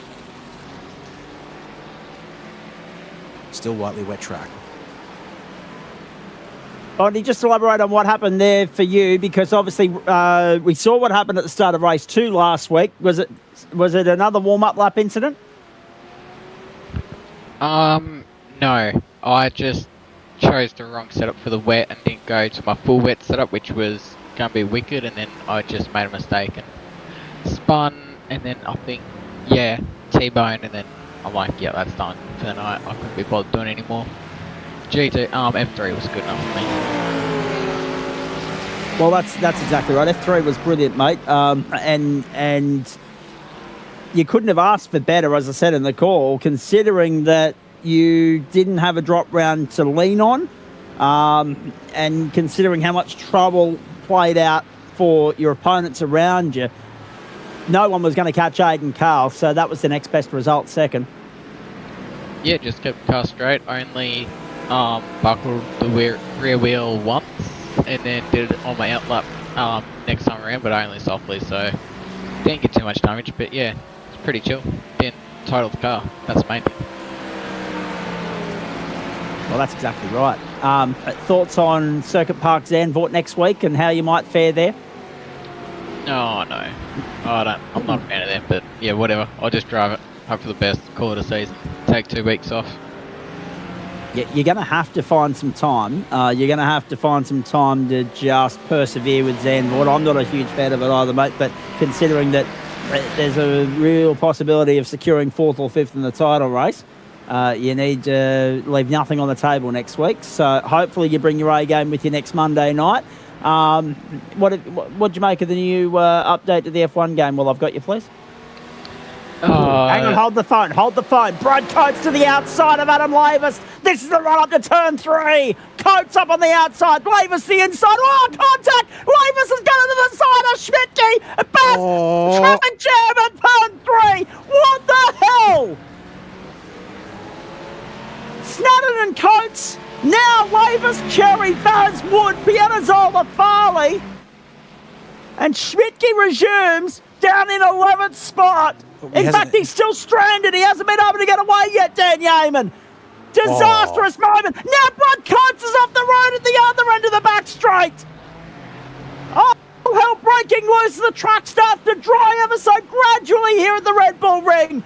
Schmidtke, Janssens, Hodgkinson all had slowdowns to serve. Greg Lonnie and Richard King on pit road. They have made the decision to transition to dries, and that is why we're back to very lightly wet. But if you want to do this, Zach, you have to be on the tram tracks. You have no capacity to deviate from the line like these drivers in this scrap are doing. Now, at the moment, there you go. Look at the front runners. Coast, the first one of the front runners, who's going to take that gambit, I think. We'll watch to see what the tower says on his tires. Everyone else in front of him going to go around for at least one more lap here. And that's also not a bad thing. You've got track position here. You can afford to let other people feel this out for you and come in 1 or 2 laps later when the track will be a fraction drier and you might be able to get a little bit more confidence and heat into your tires that little bit quicker. Indeed. So Snadden, Lavis, Cherry, Baz, Wood, Pianazzola, Farley and Dent at the top 8. Benici and Oliver 9th and 10th. Janssens, Coates, Atkins, Schmidtke, Heaney. Coates has not taken the plunge to go to dries. Maybe he can't justify that time that he would lose there. Look at the try line though. Yeah, I know. So he's going to be searching for water for the rest of the race. Is essentially what you're saying, Dan. Yeah, he will have to eventually, and it'll just be a case of that dry line. As the drivers who commit to the slick tyres stick to the dry line, their temperature will build up, and we'll just start seeing purple after purple after purple, so long as they keep it in the groove. The only problem is you have to be able to then see the groove and stick to it. Any deviation, and you risk locking a tyre, which obviously ABS will stop you from fully locking it, but you're going to completely ruin your braking performance, and likewise on acceleration, track control is going to be pretty nasty all the same. Race leader Snadden, after a 14-second lead now, going to bring it into the pits. Let's see if he takes the safe option, because this is probably a driver who also will just stay with the wets, or if he might try something a little different here and see that we're in the window for the slicks and he's got the time behind him to ease into it to build this one up. Nope, he's staying on the ground. That's going to be a fuel-only service. Yep, and again, when you look at the difference, they're talking 12, 13 seconds between the dry stops and between the fuel only stops, I should say, and the drivers that are taking the plunge. I don't know, that's a term we've been using a heck of a lot today with the slide, the big freeze at the G, of course. David Baz and Mac Cherry arguing over the same piece of the real estate. I can't believe I'm saying that. That's for second on the racetrack. Paul Wood's in there as well. Jordan Pianazzola's up 13 spots into 18th, from 18th on the grid into 5th. Pianazzola's in the top 5.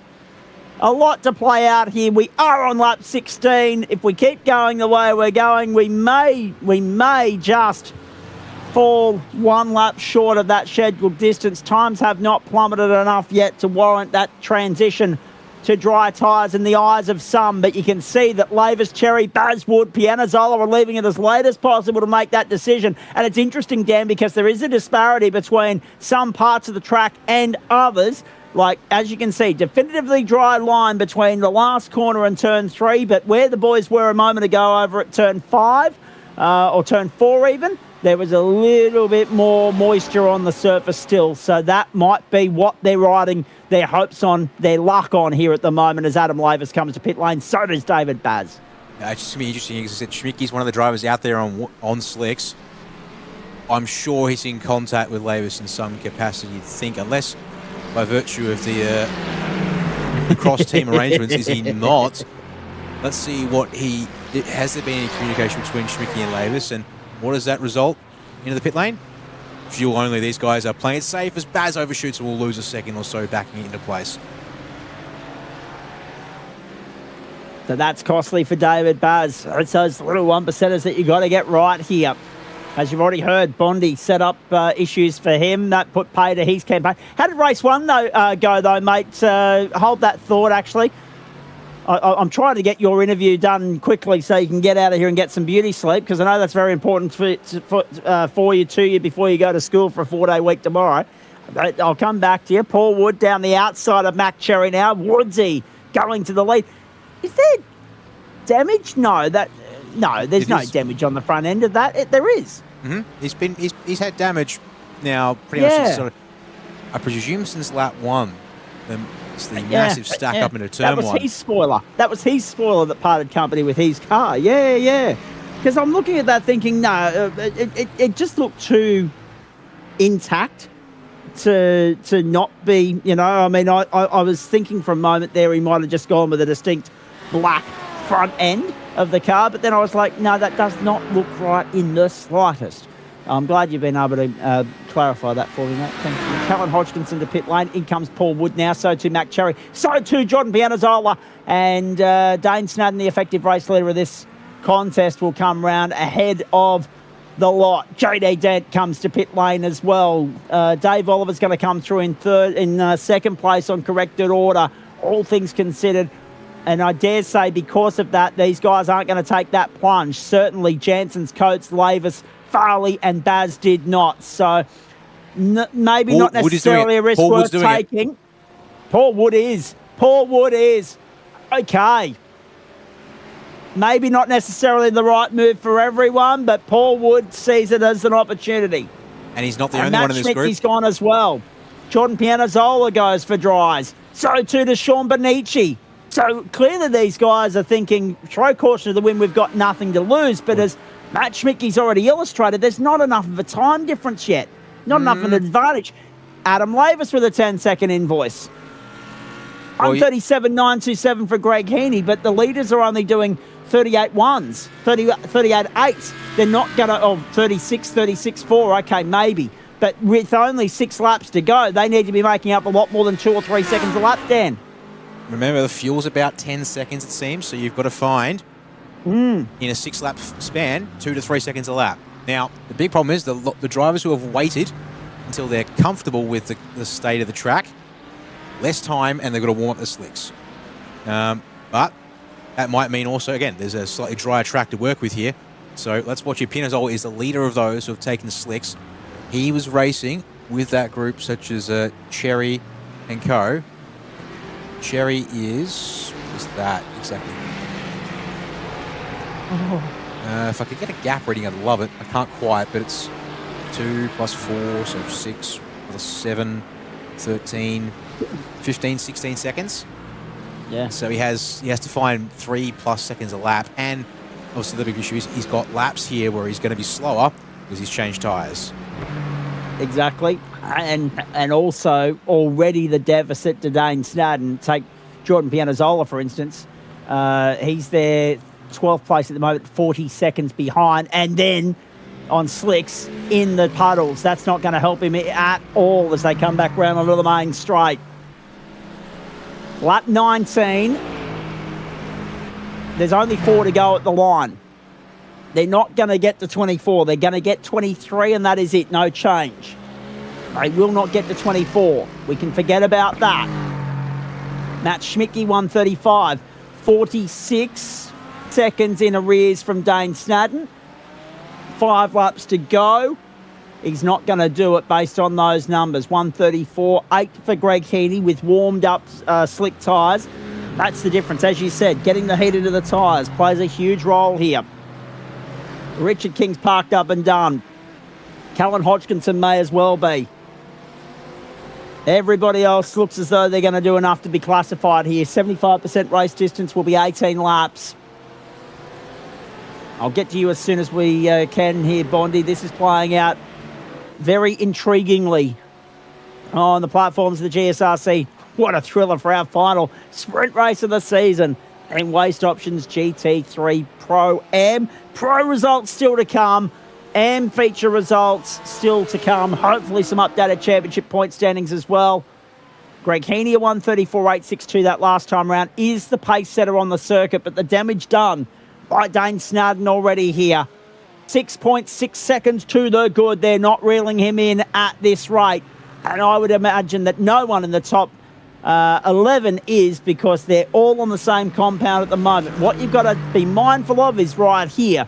Jordan Pianazzola has reached the back of Gary Foster. Now he's going to have 4 laps to clear Foster and get out in pursuit of JD Dent, but that is an 8-second deficit. And if he can get to JD Dent, there it is. There's the move on the inside out of turn 1. They're going to drag race down the back straight to turn 2 and 3. Pianazzola gets through easily, but it's now 8 seconds if he wants a top 10 finish here, Yeoman. Yep, on that last lap, just under 2 seconds faster than Dent. As I said here, we can see Heaney's putting 34s on the table. He's just got the advantage of several extra laps. So, the thing is, though, I do believe there, Pianazzola, yeah, he can see his target. So that's his mark right there, visually on screen, down the back straightaway. He just has to be able to stick it. Look, here we go, look at this here. As you said, drivers now chasing a bit of extra track where they can maybe get some water on the wet tyres. And temperatures shouldn't really be a thing. It's just pure, in a sprint race fashion like this, the tyres shouldn't really be burning up. It's more a case of the slicks coming to those who have taken the gambit. But realistically, you are probably about 3 or 4 laps too short without really making a difference. And Dane Sanders just said it's not really a problem for him, because even though he's being caught by drivers like Dave Oliver, although on that lap he increased the margin, end of the day, yeah, he got that gap through the squabbling behind, and it's worked for him beautifully. All these drivers, you're just waiting to see what Kim Pianazzola will do. Saying that, he's off the road between the last 2 turns, pushing that hard. 3 laps to go. Yep. And that's the problem. Those puddles haven't cleared. It's still very lightly wet down the main straight. Foster and Paul Wood side by side. Wood goes through to 12. Foster back to 13. Schmidtke, Ragwani. Ragwani fastest on the racetrack. Now Benici, 134.099. Here goes Foster, Ragwani. Schmidtke down the inside of Foster. Goes through. A case of what might have been for Schmidtke. That moment at turn 3 remains very costly as far as the narrative of his night is concerned. Wet weather runners fill the top 10 spots at the moment. We're watching Jordan Pianazzola. He's got 4 seconds to try and catch up to the tail of JD Dent. 2 laps to go. Snadden at the line will see the penultimate lap of this race get underway. And only just, by the way, by about maybe 15 seconds. Have a look at this, where the clock is when he hits the line. 4, 3, 2, a minute 54 left on the clock. Currently circulating 1:37. Only by the skin of our teeth, 17 seconds or so, are we going to get that 23rd lap in the first place. So Dane Snadden, for his 5th win in succession, is now searching for that water as well. But with a 7-second advantage, that's the least of his problems.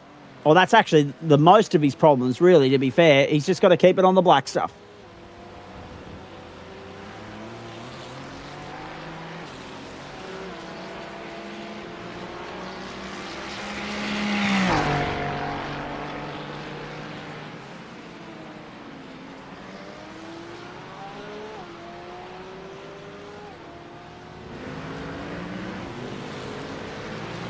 Find some battles here.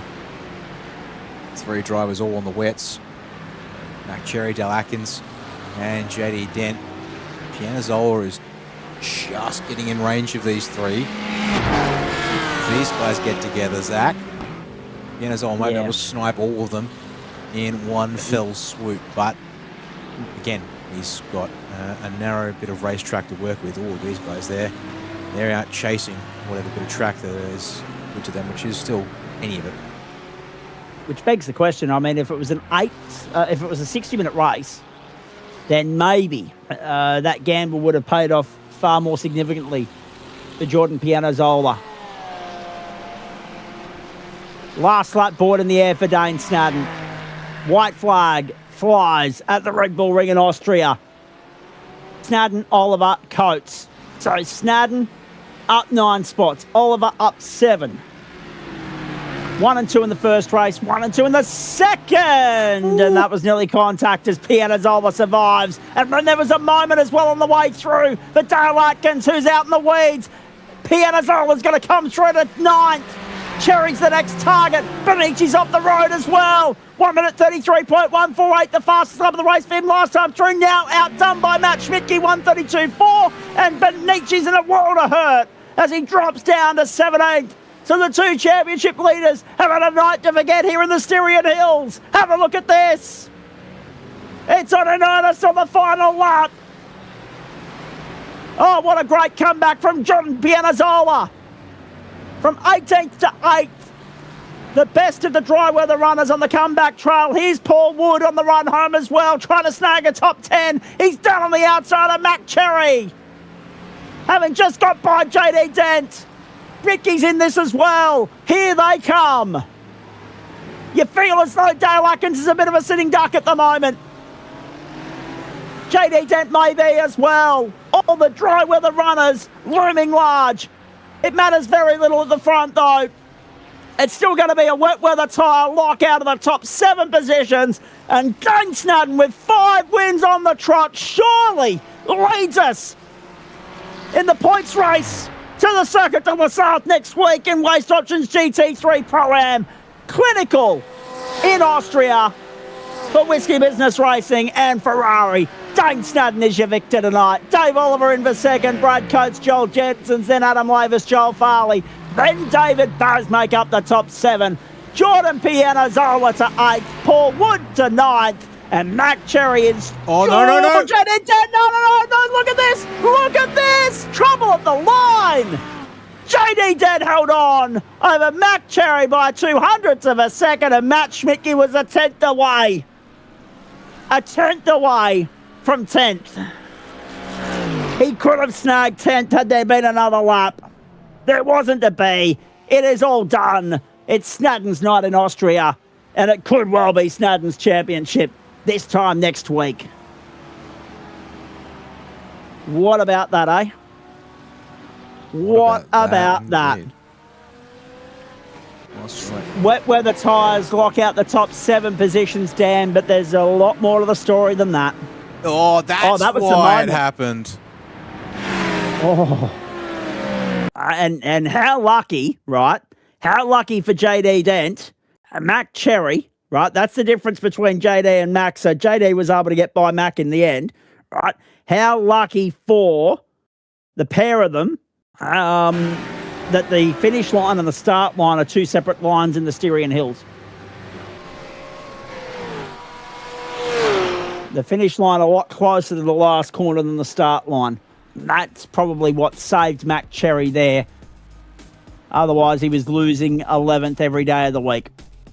Extraordinary stuff. Magnificent. We've got Brad Coates here. We've got Rodney Gollan here. I just want to quickly finish with you, Bondi, because I never got a chance to finish with you a moment ago, and you've been here for half an hour, and I'm going to let you go. Dave Oliver points 6.455 seconds in arrears of Dane Snadden in the end, who owned that race from first until last.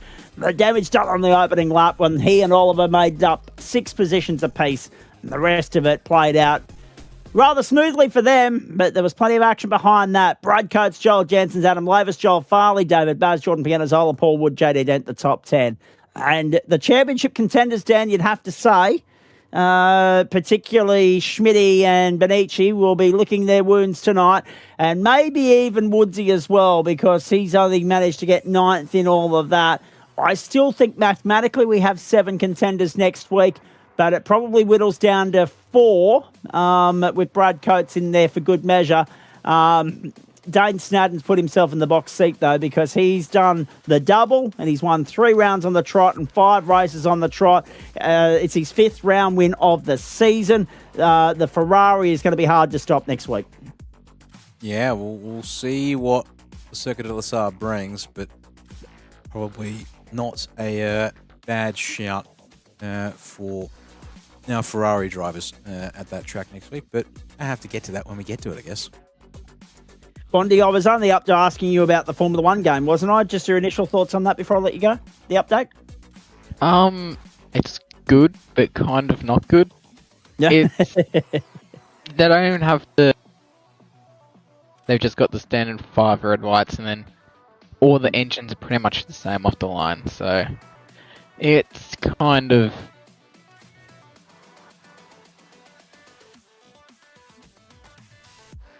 I'd still choose some of those F126 instead of Corsa mods over that, but we play with you. I'm not exactly play with many people in those instead of Corsa mods, so All right, fair enough. Meet halfway. sometimes. I am around this weekend. I may be able to jump on and give F126 a crack with you. Thank you, Bondi. Well done again on second in the F3s, mate. Sensational performance, fourth podium finish of the season there for you. That's the main reason we wanted to have a chat with you. So I appreciate you coming in, even though it wasn't the best night out for you in GT3 Pro. But yes, good luck in Zandvoort next week with that season finale. Hopefully you get out and bag a reasonable result, a consolation result, if you like, in the GT3s at Le Mans. And before then, we'll probably see you Wednesday night in the Supercar. Yep. Thank you, Zach. Straight to Detroit. Looking forward to it. Thank you, mate. Appreciate that. Brad Coates is here. Rodney Gollins here. And also Dane Snadden. Hello, boys. Nice to have you in the house on a Monday night. Australian Swimming Championships continuing on 9Gem for those of you that are tuning into those around Australia. Or, of course, our post-race show here as well. Plenty of big-time sport on the way, and we are just a small portion of the pie there. There's no doubt about that. Hey, let me start with Brad Coates, because even though, Dane Snadden's out doing Dane Snadden, Matt Dench sort of things and Aidan Carl sort of things, fifth race win on the trot, etc., etc., I thoroughly enjoyed that scrap for the minor placings, mate, which you were firmly in the thick of.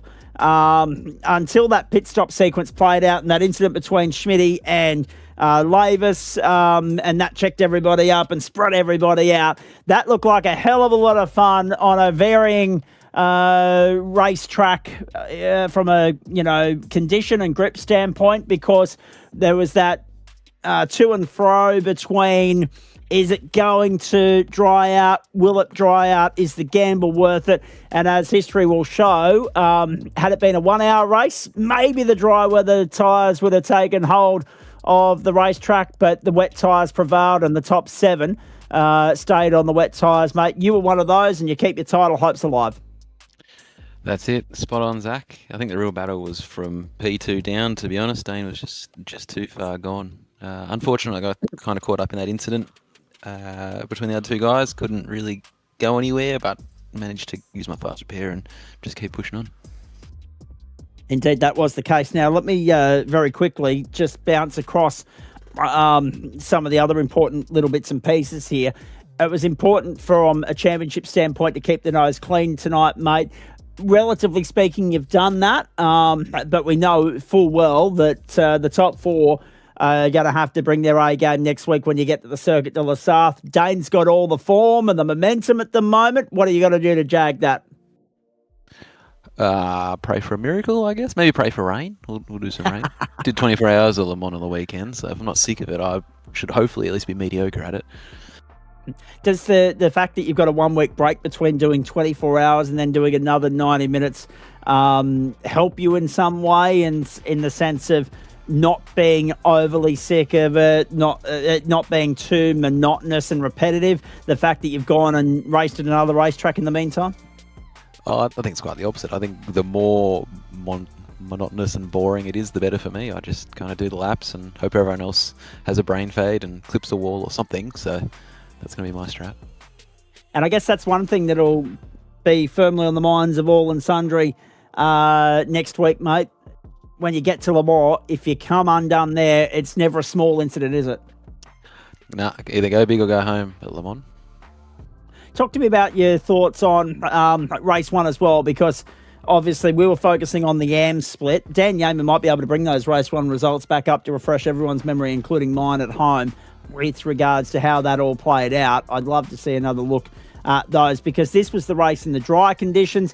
You finished 3rd, so you backed it up. Double podium tonight. The form guide reads true, doesn't it? The fact that you guys were able to convert that race pace in both sorts of weather conditions, despite the difference in manufacturers. Ferrari still prevails over Porsche, and Porsche had a stranglehold on this circuit in the AM split as well, mate. So had it not been for Dane Snadden, it could have been Porsche's night across the board. Yeah, absolutely. What else do you do on a New South Wales public holiday, I guess, is a bit of practice. For me, I found the curbs were not that great to hit this time round. In previous years, you kind of run wide onto them, but it seemed to unsettle the car a lot. So a lot of practice on kind of missing the curbs, which is a bit anti what everyone thinks, but seemed to pay off. I absolutely love that, by the way. Yes, it was a New South Wales public holiday. Also, the ACT, Victoria, Tasmania, the Northern Territory, South Australia, all absolutely laughing and pointing the finger and saying ha ha to our friends in Queensland and Western Australia as they were going off to work this morning, and everybody else is kicking back and enjoying a day off. It's ludicrous. And I've been on that pile-on all night long, ladies and gentlemen, so it's nice that somebody else has highlighted the benefits of having a public holiday today, like putting in some miles ready for tonight. And I guess, as you say as well, mate, not necessarily bad timing for that public holiday in the other sense that it had been a big weekend on the sim already with the 24. Any fatigue kicking in now that you've done the extra hour tonight, plus all the testing today? Oh, a few sore toes from breaking too much, but I think you got to stay up all night to do week 13, kicking off tomorrow. Yes, and on the subject, the patch update that comes with that as well. So everybody's computer's going to get a little bit of extra workout this week. Have you cleared up enough free space ready for the download content that's going to drop any time now? I think I deleted every car except for the Porsche, so plenty of free space. No, so you're all in on the Porsche, not just this week and next, but maybe for next term as well. Yeah, since they killed my baby McLaren, especially at Nordschleife, I think Porsche is the only option left. We know these championships are won on consistency, mate. We know that you are a consistent operator. I mean, we're looking at your results throughout the course of the season. One little blip in the road at Brands Hatch. Everything else has been in the top 12. And a lot of that has been in the top 5 in the recent weeks as well. Do you feel as though the Porsche is going to be the best car to have at Le Mans based on the evidence presented to you over the weekend, or is next week a whole different can of fish?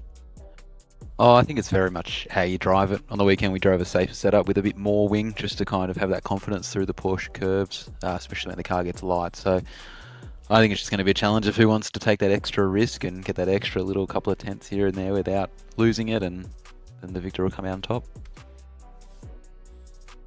Any nerves with regards to next week, knowing that you're in the mix or not?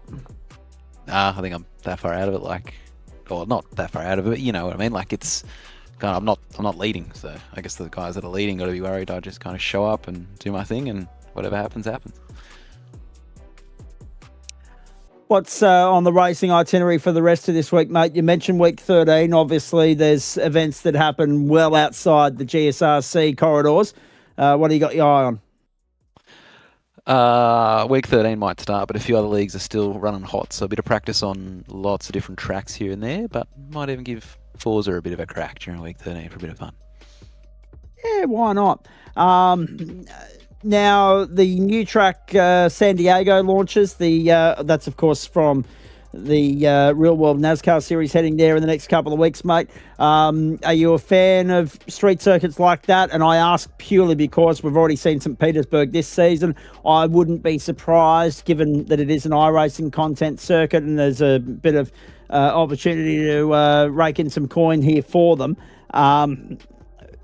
If we see that circuit on the schedule for Term 3? Chuck it in, make it Enduro, make Long Beach, St. Petersburg, Detroit, all Enduros, and just repeat those for the whole 12 weeks, and we'll be good.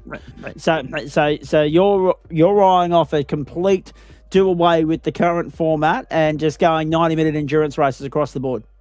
Yeah, make it like the GSSC, Gentlemen's Sim Racing Street Circuits, and add in rain for fun. So it'd be a good time having oil. There'll be a few people not exactly liking your comments at the moment, let me tell you. The street circuits and wet weather as a combination, we saw how that didn't work necessarily for our Toyota boys in round 1 back on the streets of Chicago earlier this term. The interesting thing is with regards to Le Mans, you then get a 2-week break. Obviously, there'll be other things to do away from the GSRC, mate, but will your Monday nights be spent with the feet up, just enjoying a little bit of downtime or not? Yeah, I think I'll take it a little bit easy, focus on some other things, maybe try my hand at prototypes, become a dirty prototype driver and see how that goes. I love it. Hey, very well done tonight, mate. I won't hold you up too much longer. I want to give you this opportunity to thank whoever you'd like to thank on the back of what was a very nice, albeit lonely towards the end, drive to third, because once Dane and Dave got away, you were, as you said, boxed in with that battle pack, but once you were able to break clear of them, you were able to consolidate quite nicely. And as you say, you don't mind it when it's a little bit less helter-skelter and a little bit relaxing out there. It might be a little bit processional from a broadcast standpoint when we're picking up first, second and third all running around on their own. But when you like it that way, you can't ask for much more than that. The fact that you've bagged a double podium, keep yourself in the hunt. Who would you like to thank? Thanks, Zach. I'm a bit of a sponsor's dream, because if I'm not in a tight battle, I'm in the fence, so kind of always on the broadcast somewhere. But just shout out to the usual suspects and our sponsors that do so much good work for us: AITX, Shieldcoat, Sudspeed and Kibby. Thanks to all of them. All right, very nicely done. There he is, Brad Coates. Mate, congratulations. Great work again tonight. Hopefully we're having a chat to you same time this time next week. Although, actually, I say same time, but no, we don't want that. We want it to be about half an hour later. Yeah, hopefully I'm on the booth ahead of time. So. Yep, correct. Go well, mate. Thank you for that. Thanks, boys. And actually, on that subject, folks, I want to tidy up my little cock-up from earlier. Some of you won't be aware of what I'm talking about, but I knew I messed it up royally. Next week, because of the fact that it is a 45-minute race for the... I sometimes get a little bit dyslexic with summer and winter because we do have different start times for our final rounds, and they vary who is later, who is earlier, based on the season. So in the summer, the entree starts 15 minutes earlier, but in the winter, the main course starts 15 minutes later. So next week, same time for the launch of the broadcast, 7:25 Eastern Standard Time, and we'll bring that to you live, the finale of the Formula 3's Waste Options Formula 3 from Circuit Park Zandvoort. That is 45 minutes, 2 compulsory pit stops for those guys, so strategy will play a bit more of a part than it usually does. In the grand finale there, it doesn't matter necessarily in terms of the championship. It's already wrapped up by Aidan Cale, but the battle for the minors well and truly alive, and the top 5 as well. You've got about 4 drivers fighting for 2 spots there, 4th and 5th in the top 5, because that carries a little bit of weight with it if you can say I've bagged the top 5 finish. And of course, Adam Funslow and Braden Sagasa duking it out for second outright in the points race at the moment as well. So that's next Monday night. And then because of that, and the fact that it is a 45-minute affair just for turnover time and post-race interviews and all that sort of stuff, the GT3 Pro-Am and AM splits will kick off simultaneously at 8:45 Eastern Standard Time, and our focus will be the Pro Split and the title finale there. Don't forget results from that Pro Split a little bit later on in this broadcast. I can see Adam Lavis already working away the points tables as we speak. Dave Oliver has jumped in. We'll get to him in a moment after we get to Rodney Gollan. And before that, the full house, the perfect hand for Dane Snadden. 5 race wins on the trot and 3 round wins as well, mate. And as Brad Coates said, and I think he summed it up perfectly, you're just a class above at the moment, and you've put yourself right in the mix for that title. Well done. Yeah, thanks, Zach. It's good to see some good results coming from the practice I've been putting in. I haven't really been practicing at the start of this season, and then when we get down to the crunch, I put in a few laps, especially for this race. In the practice server, there was a bit of split weather, so I did a lot of practice in drying tracks like it was tonight. A lot of practice on dry track with wet edges. A lot of practice in qualifying as well. So it's really good to see all that sort of coming out the front there. And we were amused towards the end there, mate, because there was a to and fro between that indecision between whether to go to the dries or stay on the wets, and everybody left it as late as they possibly could to make that decision. You ended up staying with the wets, which was the right way to go. But towards the end there, you must have been very glad that it was only a 37-minute race, because that track was drying very quickly. We saw you go searching for water on more than one occasion. I think it was about 8 to go, I was getting pretty worried there. I was seeing 36s, well, I'm in at 36 lap times. I'm hitting 39s, 38s, and then I managed to get down to the 37s. But then I was going through the relative. I probably should have been paying more attention, but I was going through the relative and the splits and watching everyone's lap time. And I think it was the guys on slicks were about 20, 25 plus behind. So, yeah, just had to keep it on the black stuff and bring it home.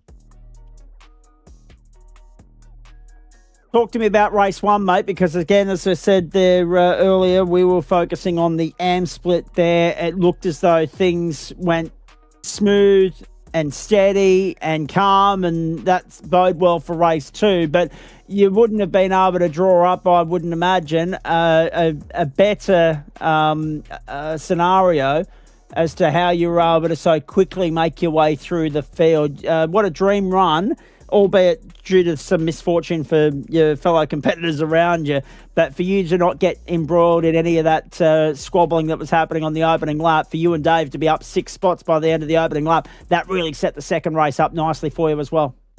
Yeah, first race was good. Qualified second.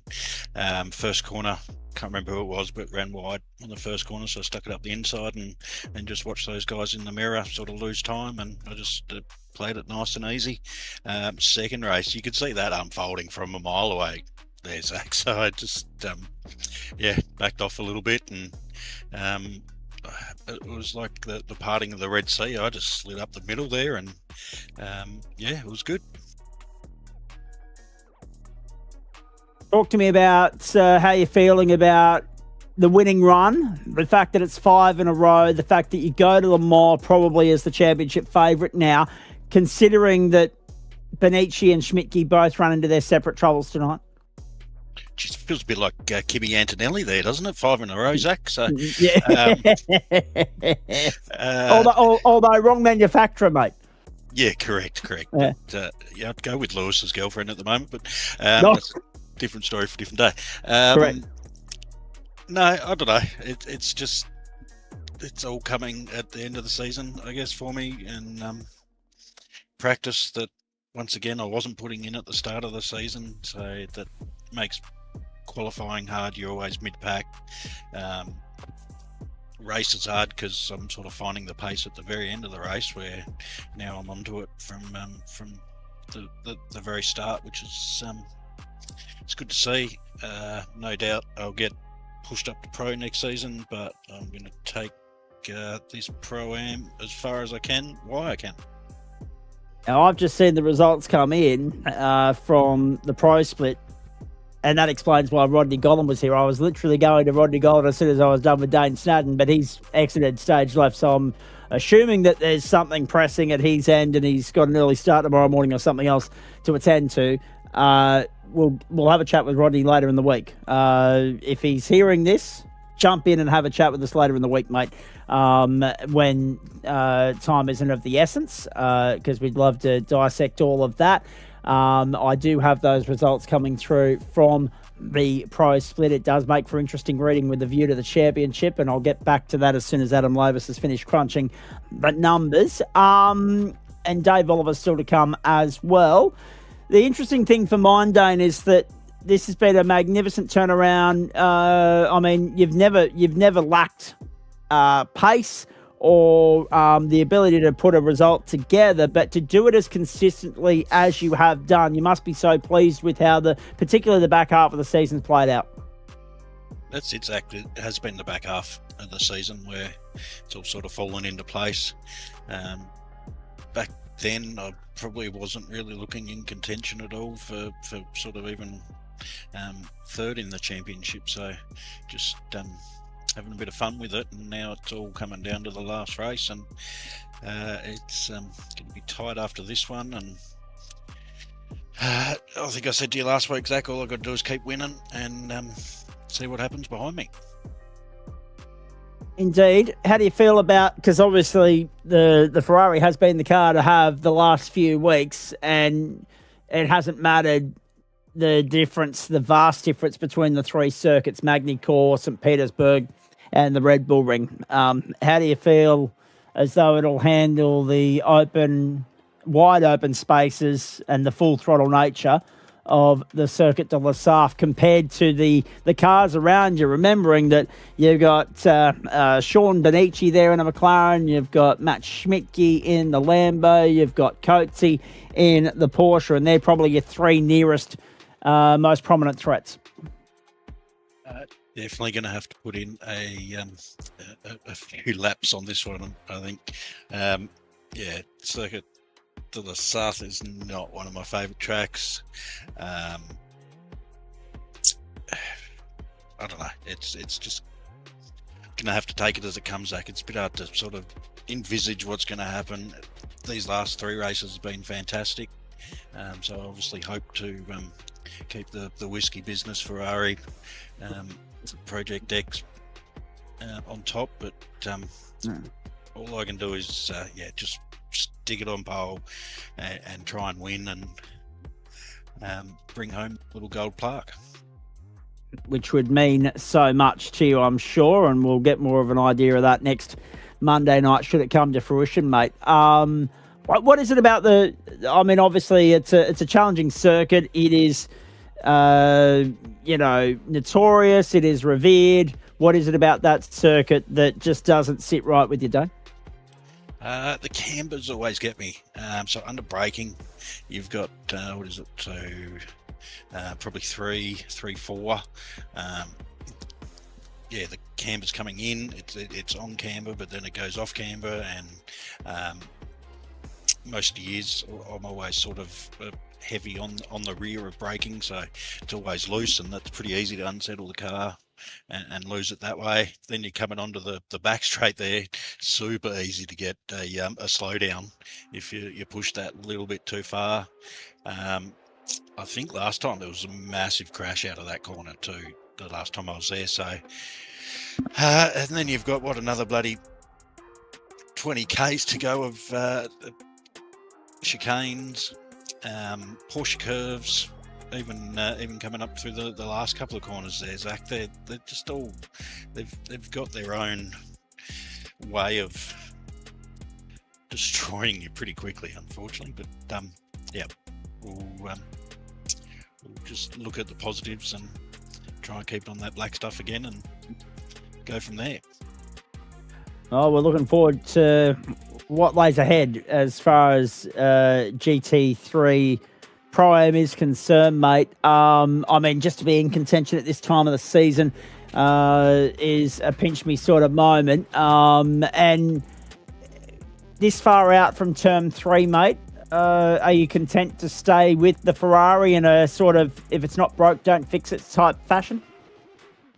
We'll obviously see what Pop hits, but this season in the Fez has definitely been favourable towards my driving setup, driving style, and the setups produced, which is good. So we'll definitely we'll probably stay on the prancing horse, I reckon, Zach, for next season. 5th round win of the season, 7th race win. So whatever happens, you've won half the compliment.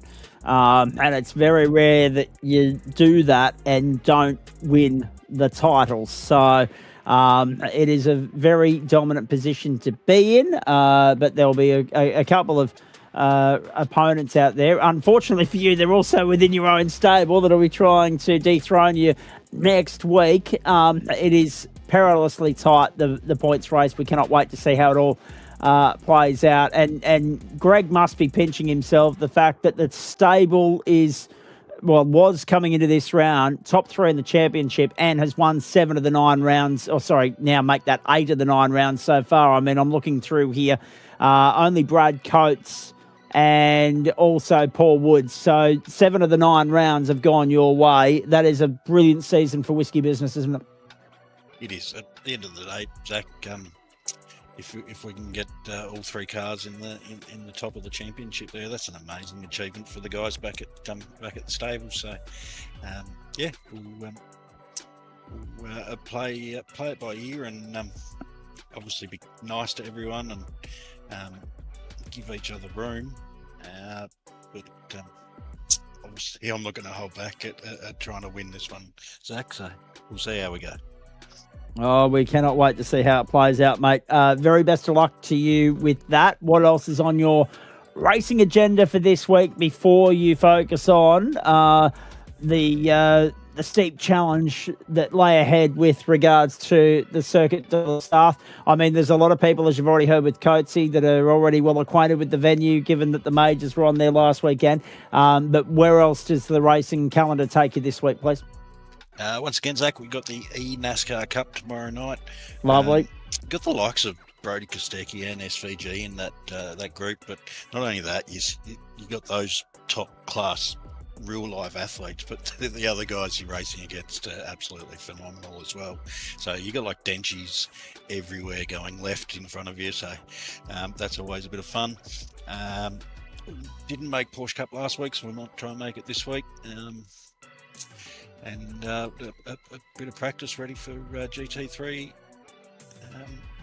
next week. And just how much practice, considering what you've already stated, what you've already highlighted, do you try and work through those particular points of interest that you've already highlighted as potential trip hazards for you, or do you just go about it as though it's any other normal week? Same as any other normal week, just try and get that muscle memory. I'm getting old, I'm nearly 45, so the muscles are quite slow, the brain's quite slow these days, so I just got to get that brain / muscle memory, hand connection, feet connection all working. And like I did tonight, it was really easy out in front because I wasn't being pushed, I wasn't under threat from anyone. I could just hit my braking markers. I could back off a little bit from my braking markers, come in. I've been doing a lot of practice with ABS and braking with the ABS, tyre saving this week and last week, so that's definitely helped me, and also slow in, fast out. I've been watching way too much YouTube, Zach, so slow in, fast out. Definitely helped me tonight in the wet, and definitely helped me tonight on some of these curbs. So like the last turn and turn 1, using that process of getting the corner apex correct to start off with, and then going from there. So corner the coming into the corner is a shorter distance than the coming out of the corner. So you get coming out of the corner right, you get that lap time supposedly. So that's what this week and last week's all been about. We'll keep that for the same for next week's track, and as you did say, but watch out for those corners that I suck on. Put more emphasis on those, and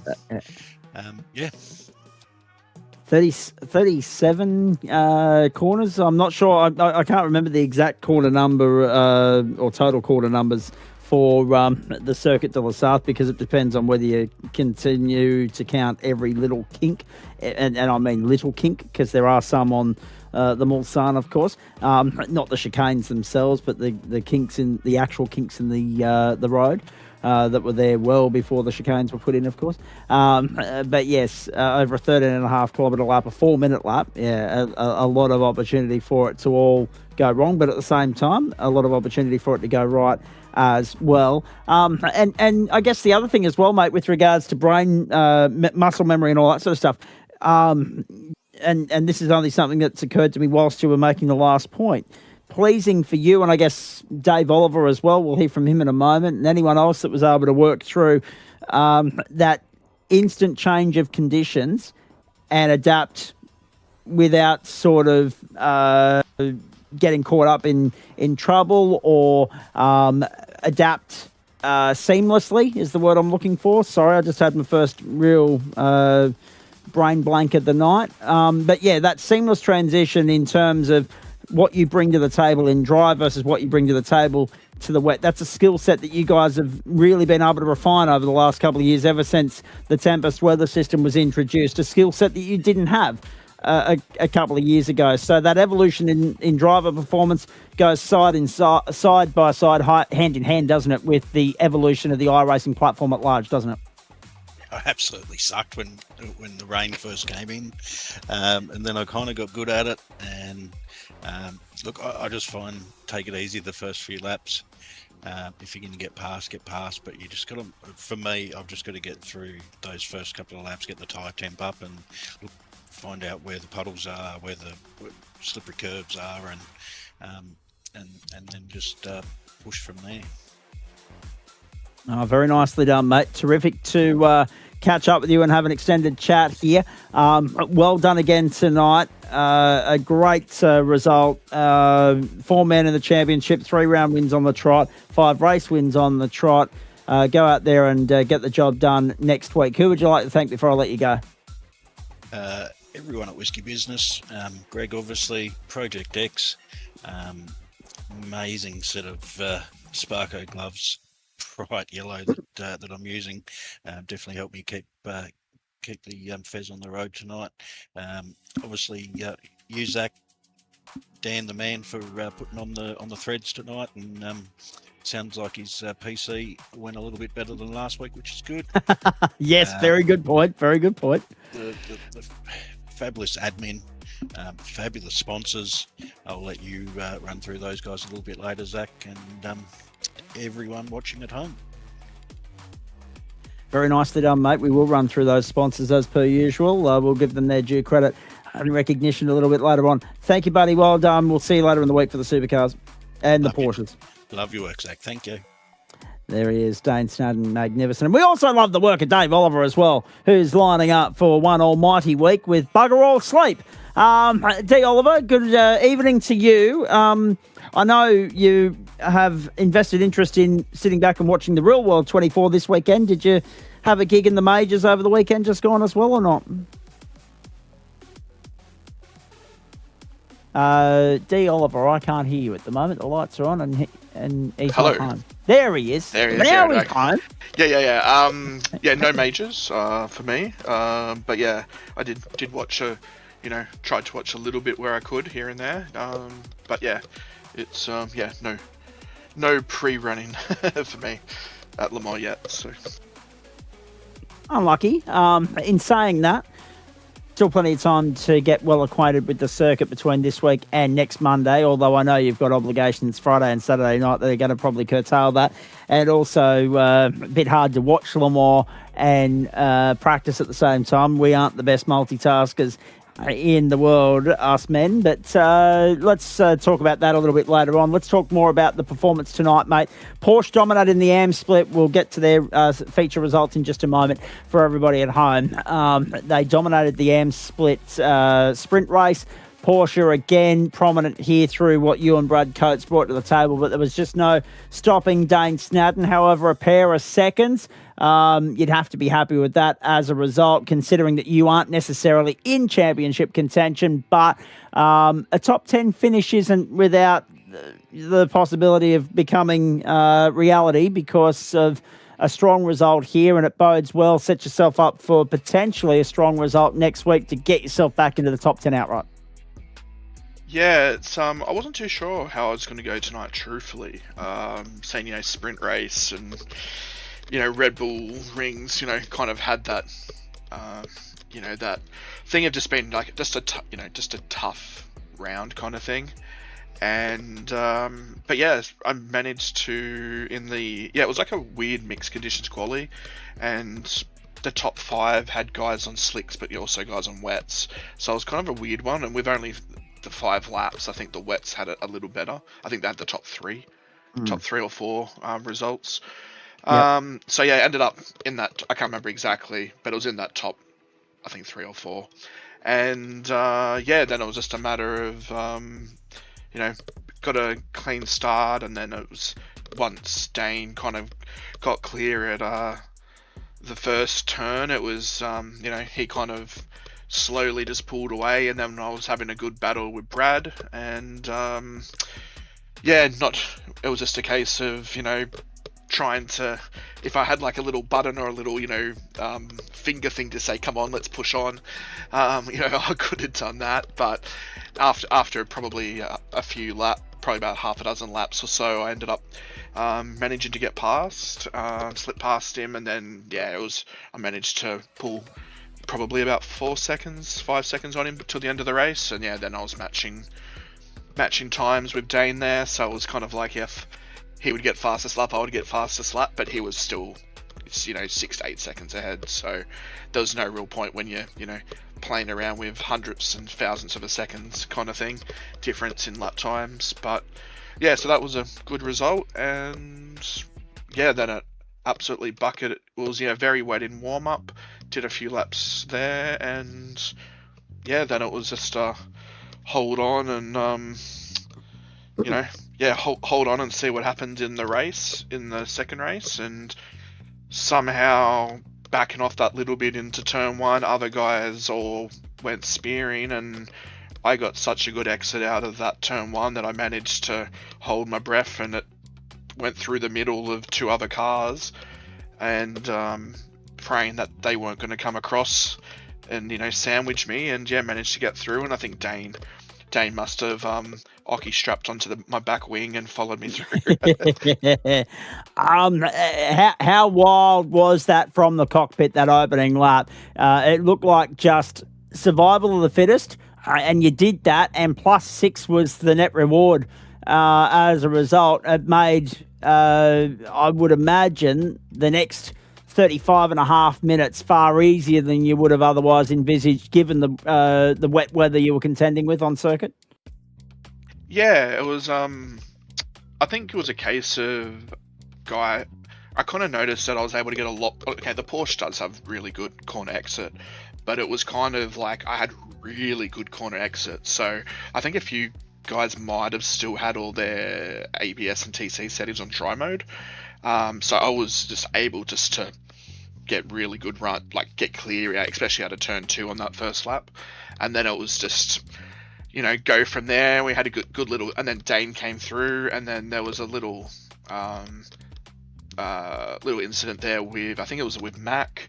He's kind of followed Dane through, but kept on moving across. So he's kind of, as I've noticed what was happening, I've lifted, and he's kind of pit maneuvered off the front of my car. I couldn't go anywhere, but it's see what happens with that. And but after that it was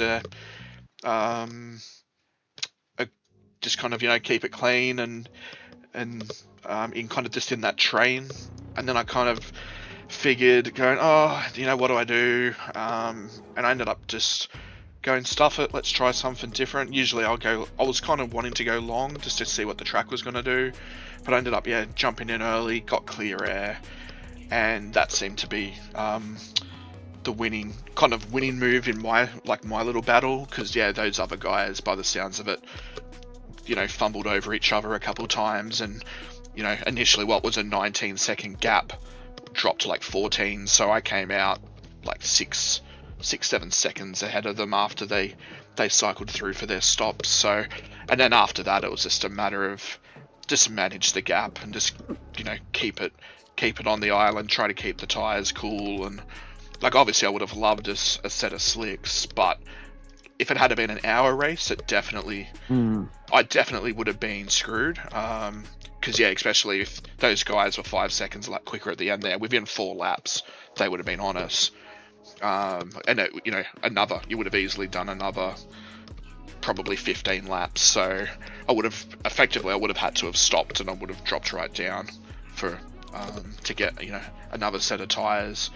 But it worked well this time, and happy with 2 P2s. So bring on next week, and see what happens. The hard thing as well, isn't it, mate? I mean, weighing up just how quickly the track conditions are changing and evolving, and whether they're deteriorating for wet tires or not. And then you got to weigh up the clock. Then you got to weigh up the time spent on pit lane to change the tires, because there's an extra 10-second invoice that comes with that. So a lot of decision making had to be made on the fly, and you guys had to be very quick on your toes with regards to your mathematics, didn't you? Yeah, and especially because I pitted so early compared to the others. True. Like, I think That's not like you either, Dave. No, well, it wasn't a fuel run in the end. So you're like, what was it? I did 14 laps to the end there, and Dane only did 8. So there's even just a 6-lap difference there. And I kind of, because I had so much spray being behind. I think it was Brad. Sean, and maybe Adam. And once I came out and pitted, and then I started to I hadn't actually seen the groove yet properly because of the spray and all that kind of stuff. And then I saw it, and I've kind of gone, ooh, okay, there's it's definitely starting to form. And then it was just hope that just to see if guys would actually go to the slicks, because it did start off that little bit too wet to go to the slicks. And and then they weren't, once they kind of warmed them up, they weren't taking that bigger chunks out initially. So yeah, like I said, if it had been another couple laps, it would have been a completely different result. But I'm just glad it was only 35 minute race. So indeed. And we said the same thing in commentary, mate. Had it been a little bit longer, then it may well have been worth the while of entertaining the idea of going to dries. And certainly, had it been an hour, that track would have been dry by the end of the next 23 minutes that would have followed the 37 that we saw. And that was reflected by the way in which Jordan Pianazzola finished. But unfortunately, damage done for those guys earlier in the piece, incidents along the way, etc., as they've lost all that time, because it gave you and Dane a tremendous advantage before the pit stop, let alone after it. So you had more leverage than what you otherwise may have. Let's talk about how you go about finishing this off next week.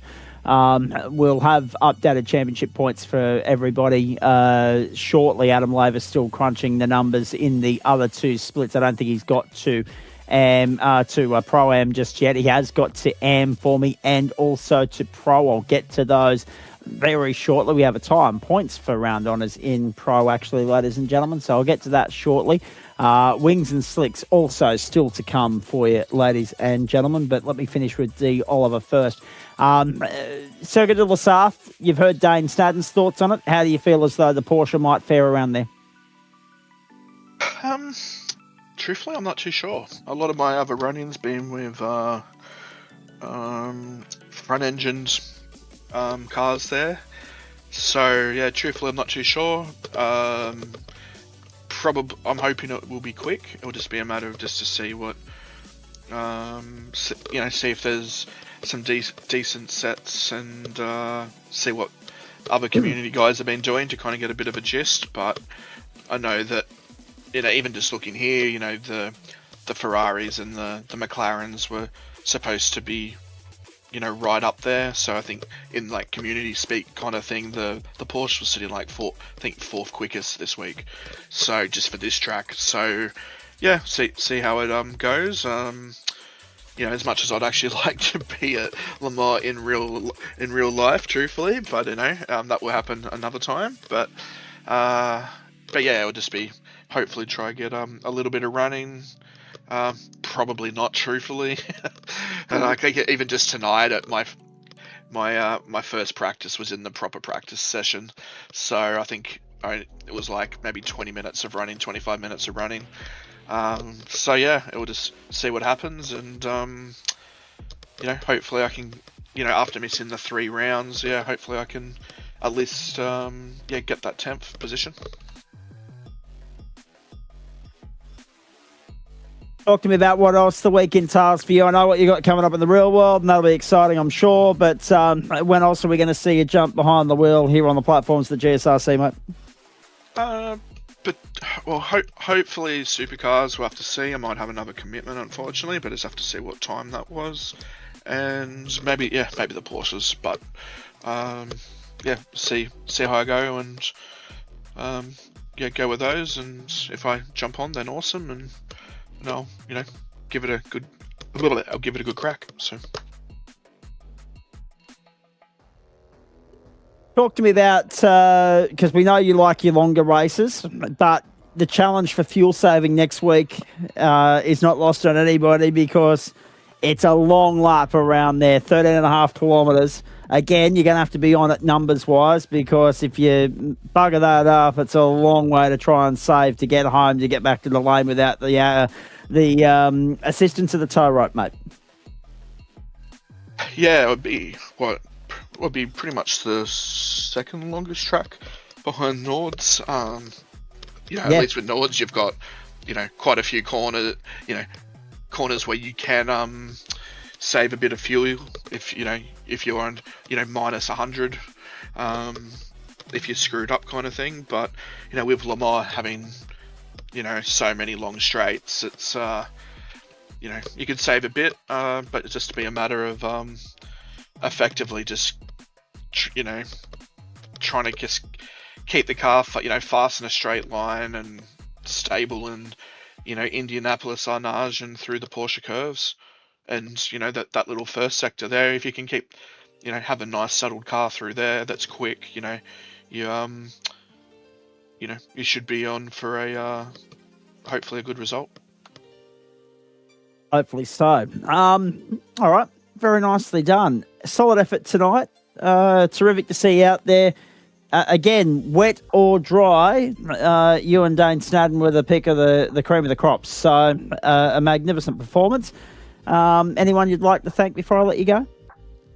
There's the Synergy Sim Racing boys, other mates who have been watching the broadcast and they've been loving it. So thanks to you guys for putting that on, and the club and all the guys in Pro-Am. It's been a good season so far. Let's one more 90-minute round and see how it goes. And I'll be interested to see whether you stick with the Porsche for next term as well, because there's already a couple of guys saying, look, I'm happy with where I'm at, but, we'll have to see if the BOP update changes my mind on it. And then there will no doubt be others, particularly in the pro split, mate, that'll be playing the field, so to speak. Yeah, it'll be interesting to see how it goes. I've always kind of wanted to go with the Porsche, and I kind of, especially after missing the first two rounds, I've kind of gone to stuff it. There's nothing else to lose, so I may as well give it a crack. And I'm, definitely getting my head wrapped around it now. I definitely love the launch out of turn 2 and the wet tonight. Much to I think Adam would have not liked it, because I was able to pull a couple temps every lap there for a little while. But it's I might stick with it again and just give it might give it a new lick of paint or something like that. But we'll just have to see what the BOP this week, if that changes. I don't think it will, so I think this will probably be one of the first seasons in a little while we haven't had major changes. But yeah, just see how it goes. And usually Zach, it's I usually pick stupidly about 10 minutes before I hit join server on the first round. So, and that's been the case a couple of times. I was going to go one manufacturer, but stuck with the old faithfuls. But we'll see how it goes. Very nicely done. Terrific to have you in the booth as always, mate. Go out and enjoy the rest of the week, and if we get a chance to catch up before next Monday night, we look forward to that as well. A pair of seconds, and as I say, still a chance at snagging a top 10 in the points race, and that's even with giving the pack. I think it's important to note for everybody else playing along at home that there have been 1, 2, 3 occasions in which you haven't lined up on the grid. And there are a couple of results that didn't go your way when you did line up on the grid. So to still be chasing a top 10 finish in the points race says a lot about the consistency you brought to the table when everything has gone to plan. And it bodes well to see potentially you make a play to be up there with the Brad Coates' and the Paul Woods and the Dane Snaddens, Matt Schmidtke's and Sean Bonici's next term as well, mate. So thanks for your time tonight and all the best next week. No worries, but actually looking at the results that Adams has put in, you might already be 10th. I'm already 10th, so I might have to eye up a couple more positions for next week. You may have to. You may have to. I'm just watching him punch those numbers now as well. So up 5 spots tonight, provisionally, of course. We know that there was no race control for Am. We know Trav was there for Pro-Am.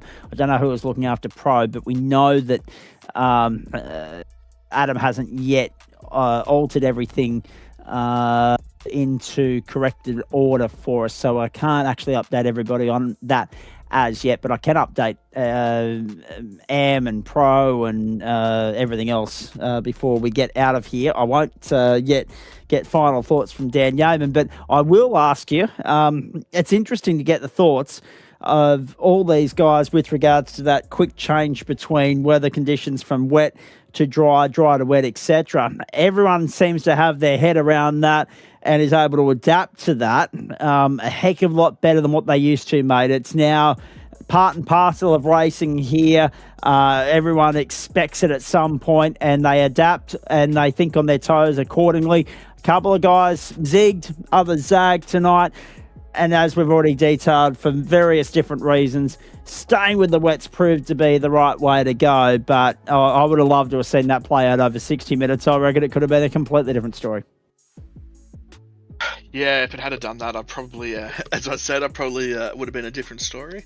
Another pit stop for some slicks would have been the case. But yeah, it's been good that that everyone's kind of definitely wrapped their heads around it. It was it was initially whoever could get their heads wrapped around it quicker, and there was a wider spread initially, but everyone's definitely got their heads wrapped around it now, and now it's usually just a case of just a couple settings on for TC and ABS you got to tweak before or during the race, and hold on. I must say thanks very much, Dave, but I was actually throwing that to Dan. Sorry. Have you got anything to add on top of that? Catch us later. No, you're right, Dave. Thank you, mate. Cheers. No, I think I can't really add a whole lot more tonight. I don't think. I think I made my piece during the race there, and that on the precipice there tonight of the slick tire working, but those who did it ended up being sort of too far back when they made the change to really make it work. But another 10 minutes or so, call it a 50-minute race there or thereabouts, and I think we would have seen a bit more of an interesting situation. I mean, the other thing is obviously a longer race, more fuel required, less of a penalty for taking those slick tires as well versus those who stick it out in the wet. So that in turn also changes the equation there even more in the favour of those who take the risk, I think. All right, very nicely done. Actually, Dave, since you are still here, because I'm getting messages from you as we go, can you explain to me what 38 was all about? Because I'm just struggling to put 2 and 2 together and get the context of 38 in that message thread that you've got with me at the moment. Oh, yeah, that was just with the Le Mans corners. Oh, 38. Thank you. Appreciate that. I knew it was in the high 30s, but again, Wikipedia says one thing, the track map says another. I don't know who the bloody hell to believe. Very nicely done, though. Let's do some housekeeping before we get out of here. We mentioned the pro split. We haven't actually had a look at them at any point tonight. What have we got there, Dan? I'm happy to go with just the points table, but if you've got a genuine race results sheet there to throw up on the screen, we'll do that. You do? Excellent. Queue up here. Let's do that then. And thanks to Dave Oliver, brilliant work. Bo Cubis qualified on pole position ahead of Luke King. Now, it's interesting to note there that the qualifying results reflect a wet qualifying session. And 0.4 the margin ahead of Luke King, Richard Mitchum, and then Austin Edwards now up in the pro split. Kyle Janes, Daniel Cheney, Craig Bond, Nick Wood, Matthew Dench, and BF Young, the top 10. Race 1. How many in the field? Yes, let's scroll down there. Maybe 19? Maybe 19, because Johnny Merritt was a late arrival into the split, wasn't he? Yeah. Same, but Jaden Draper's name has fallen off the bottom there. Doesn't quite correct. Fill properly. I just don't know if he would have actually taken part. But let's go to the race results. Bo Cubis converting pole into a race 1 victory ahead of Richard Mitchum, Luke King, Austin Edwards, John Merritt, Rodney Gollan. So that explains why Rodney was in here earlier. That and the invert result, which we'll get to in a moment. John Wright, Luke Page, BF Young, and Derek Fitzgerald, the top 10 there. A good result for Bo Cubis. 16 And again, finishes. Matty Dench not finishing, so that probably takes him out of the discussion with regards to the championship, I'd say. More to the point, not even not finishing, not even starting the race according to the classification. Yes, so Yep, and not even starting the feature either. So any hope of title number 14 has now fallen well by the wayside, but it's still a firm possibility, a strong chance in terms 3 and 4. Feature race results, Rodney Gollan. So 6th in race 1 was 5th on the grid for heat 2, and he converted that into a victory nicely over Richard Mitchum, Bo Cubis, Nick Wood, Jason Wilkinson, Derek Fitzgerald, Daniel Piper, Austin Edwards, Kyle James, and Luke King, the top 10. But then have a look at this all of a sudden. If I flip the page from 10th down to the final drivers who finished, all of a sudden, we've had a lot of attrition in the pro split tonight. We've had a massive amount of attrition. Only the top 10 finished the race on the lead lap. Bondi didn't bother, as we've already detailed. Merritt was a non-starter, Dench a non-starter, Jeff Adams a non-starter. Yeah, we've had an enormous amount of attrition. Whether or not they've actually been classified there, because Cheney would have been 5 laps down. That's classifiable if we only got 23 laps. Out of or did we get the full 24 or did we just get the 23? Because I'm just wondering who's the first one a lap down. No, we only got the 23. So yeah, 18 is classifiable. So 3 and 5 laps down, still classifiable if they were connected in the server at the end. Although judging by the numbers Adam Lavis is crunching here, I'm not terribly confident that would have been the case. Let's have a look at the points situation at the end of that round and what it means for next week, because this will be the split in focus. It's a long shot for Daniel Edmonds, but he is still a mathematical chance. Eli Donaldson, of course, detailed to us last Thursday night that he's out of the campaign, focusing on NASCAR racing commitments on a Monday night instead.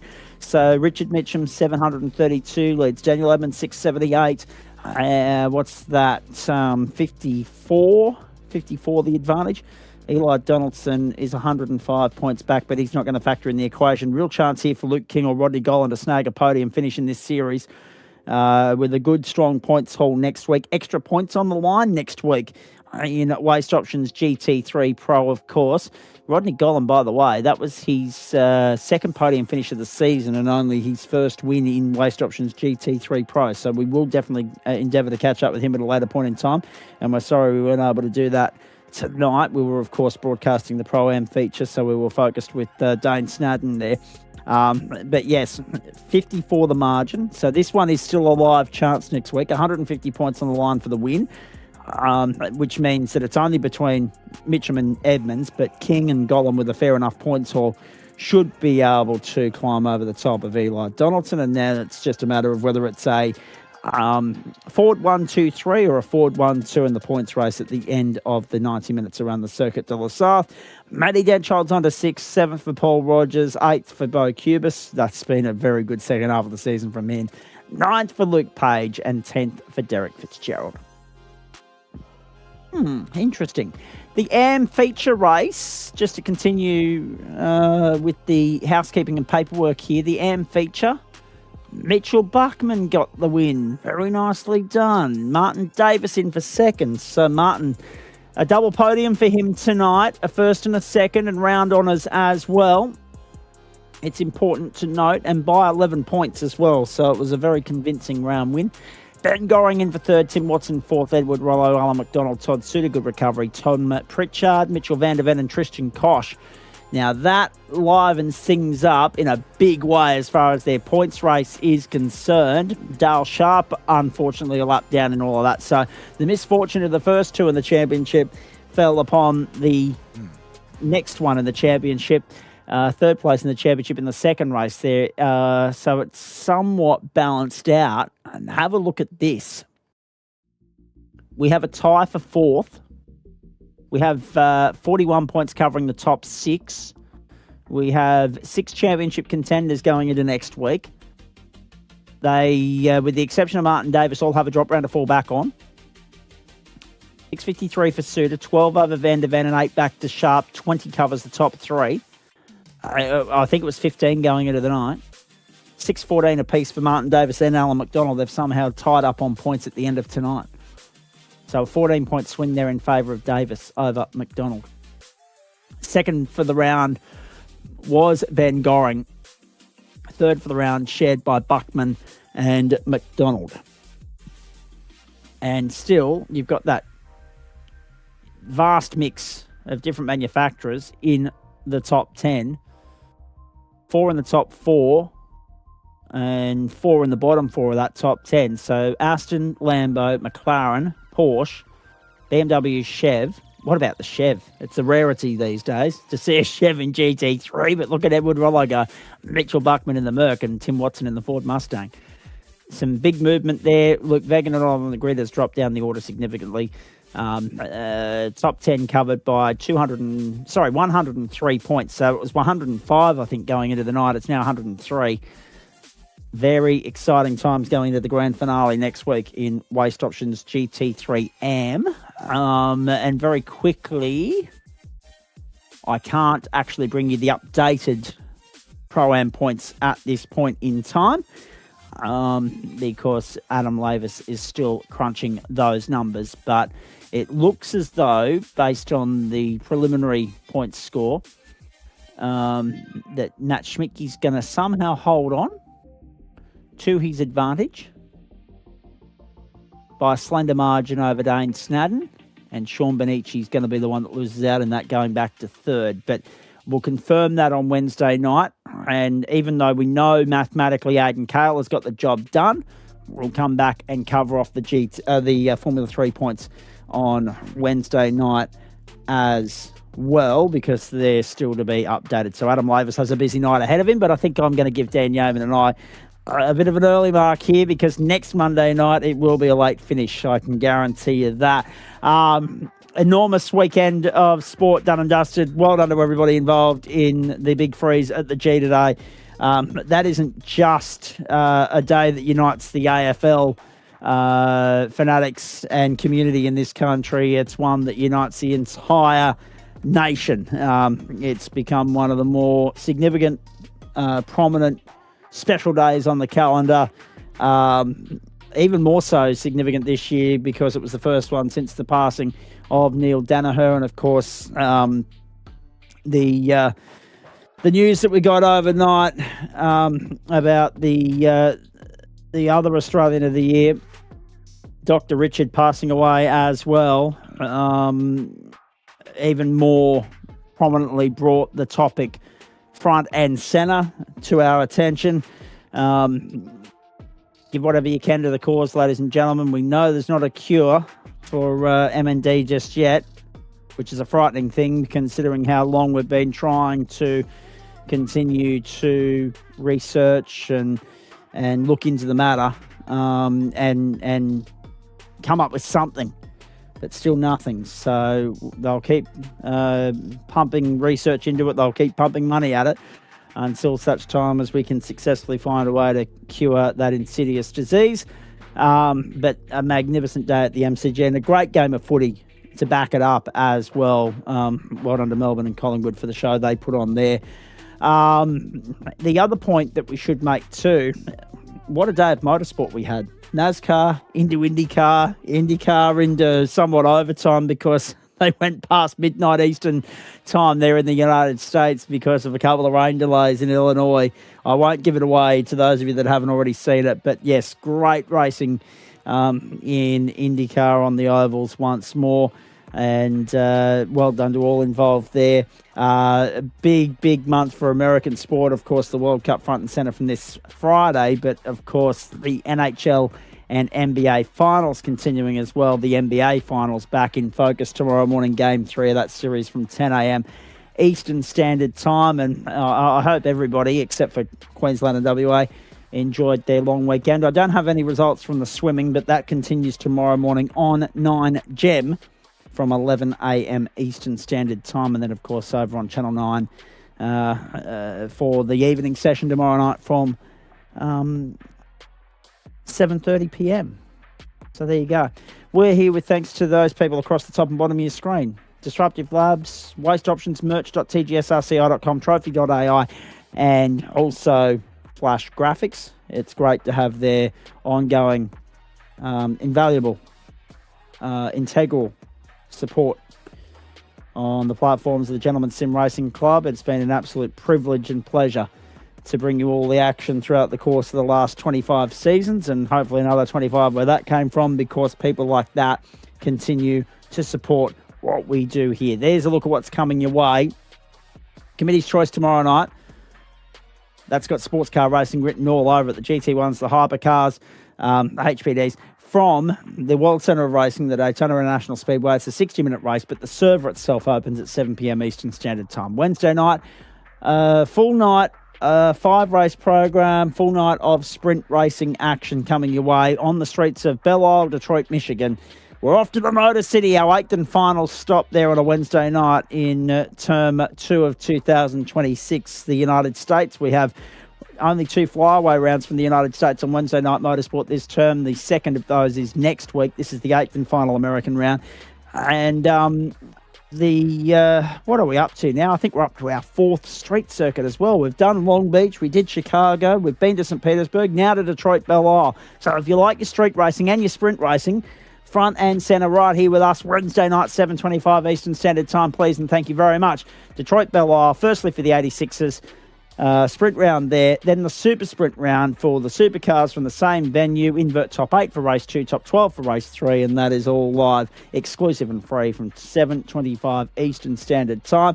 Last of the sprint rounds for both, actually, because the 86ers go to super sprint mode next week, while we go to a 60-minute enduro for the supercars from Mount Panorama Bathurst. Thursday night, have a look at this. Have a look at this. I hate to mention it, Dan Yeaman, but you're probably still recovering from the Mazda 86 round at this venue, Willow Springs. But we're back there tomorrow night, on Thursday night rather. Willow Springs International Raceway. That is, for mine, right, I don't know what it's like from a driver standpoint, but from a commentary standpoint, a broadcast standpoint, that is one of those seriously, significantly underrated circuits. One of those ones that I absolutely love that we take events to, because it always brings the action, as Lee Diffie would say. It did it in GT4, it did it in the Mazdas, it's done it in the 86s, it'll do it in the Formula Vs. Thursday night, be here, be square. Looking forward to that. That is all coming your way from 7:30 Eastern Standard Time. We're on air at 7:25. Matt Schmidtke with me for that. And then, of course, we're off to St. Petersburg. So, again, sprint racing all week on Thursday Night Motorsport and Wednesday Night Motorsport. We go to St. Petersburg in Florida. So a full week of American sprint racing as well, because we've been to Long Beach tonight, to Detroit on Wednesday, to St. Petersburg on Thursday. We're just working our way from the West Coast to the East Coast, and that'll be the penultimate round of the Porsche Cup for you. The Open Split first up for the sprint race, the feature from the Pro Split, the Elite Split, and results vice versa from both as we go. Hope you can join us for that Thursday Night Motorsport. Friday night, here we go, Sebring. Very rare you see that schedule on a Friday night. You can tell that Nick Fodianis has nothing to do with that scheduling, ladies and gentlemen. The Gentleman's Endurance Championship from Sebring International Raceway in Florida. 300 kilometres, 105 minutes. So what's that? 1 hour and 45 for you there. Well worth the price of admission, 8:30 Eastern Time. Friday night for those of you that are lining up. Saturday night, we'll do the wheel spin Thursday night we did that last week. It was a raging success. We got the Mazda, the Mazda Pro from the IndyCar feeder series for the Mountain Men last week. This week, we'll spin the wheel Thursday night to determine the car of choice for 32 laps around the mountain on Saturday night, 200 kilometres, 8 p.m. Eastern Standard Time. How nice was it to catch up with Joe Baldwin earlier in the night, of course, on the subject. That's his baby, of course. And then next Monday night, grand finale week, ladies and gentlemen. We'll all be lethargic. We'll all be fatigued as all buggery, because we'll have been spending the weekend on the lounge watching Le Mans and the FIFA World Cup. But we'll back it up and we'll go for the 45 minutes around Circuit Park Zandvoort for the enduro round of the Waste Options Formula 3 Series. The victory lap for Reagan Carl, the title already secure, but those positional battles below that still to play out. Then off to the Circuit de la Sarthe on the back of the real world equivalent for 90 minutes around one of the great circuits in world motorsport in France. 8:45 will bring you the Pro Split. It is live, it's exclusive, it is free right here across Facebook and YouTube, the platforms of the Gentleman Sim Racing Club, and we look forward to your company for that. As much as we've enjoyed having your company tonight as well. Final thoughts, Dan Yeaman, before I give a plug to the merch store? Well, how to put it here tonight? Yeah, unfortunately, as you said, that championship run for 18 car, meaning that it does end a little prematurely from our perspectives here, at least watching along. So it's a formality next Monday night at Zandvoort for him, at least. But that does mean there will be more placings up for discussion, and it means we might have to actually take an eye on that going into things more carefully to think about the other placings, and then that little bit of weather disruption here at the Red Bull Ring, serving up a little bit of spice for our GT3 splits that we witnessed tonight. And yeah, it just makes me wonder, a case of like another 5 or 10 minutes of racing and what we could have seen had that given drivers who'd made the gamble a bit more of a run at those who were committed to staying out on their wet tyres. But it's one of those things. You did take the risk, and it works for you, but not always. All right, very nicely done. Great to have your company as always, mate. I've enjoyed having you here on a Monday night this term, in the same way that we've enjoyed having Adam Lavis anchor Wednesday Night Motorsport. He's back with me Wednesday. Matt Schmidtke, Andrew Neil, that baton change midway through on a Thursday night, working wonders at the moment as well. Been a big weekend, been a big night. Don't forget, as much as I'm going to encourage everybody to get behind the Freeze MND cause, and it was great to see everybody doing that today. How good was Amy Shark going down the slide, and Howie and everybody else as well. Get behind the GSRC merch store, ladies and gentlemen, because that keeps the cogs turning here as far as we're concerned. Merch.tgsrci.com, gsrcmerch.myshopify.com. Plenty of great merchandise there available to purchase, including the old hoodie, which at this time of the year would be getting a fair workout, I'd imagine, in some parts of the country. Yes, merch.tgsrci.com, gsrcmerch.myshopify.com. Takes you to the same place, ladies and gentlemen. Doesn't matter which address you punch in. And, of course, if you want to get involved with Term 3 on the horizon, Term 3, of course, getting underway on Monday, July 6th. If you want to get involved in what we're doing here on the platforms of the GSRC, you want to get out there in the thick of the action, want to get amongst it, be a part of it, and join in, be it as a driver, as a broadcaster, because we're a skeletal unit at the moment, we could do with a couple of extra hands on deck, or if you want to get involved as a sponsor of any particular category, or just the club more broadly, race.tgsrci.com is exactly where we need you to head. Been a big night, been a big weekend, a massive day of sport. We wouldn't have had it any other way. We're just glad that we're able to finish it with normal programming resuming. We wouldn't have been anywhere else on a Monday night. We've enjoyed it. We hope you have as well. Enjoy the short week at work and school. We'll see you back here on Wednesday night, everybody, for the penultimate outing of Wednesday Night Motorsport for this season. Sprint racing takes centre stage for the rest of the week. On behalf of Dan Yeaman, the entire broadcast commentary and production team here, I'm Zach Caban. Go out and enjoy the rest of your Monday evening, everybody, and have a great week until we see you on Wednesday night, 7:25 Eastern Time. It's bye for now.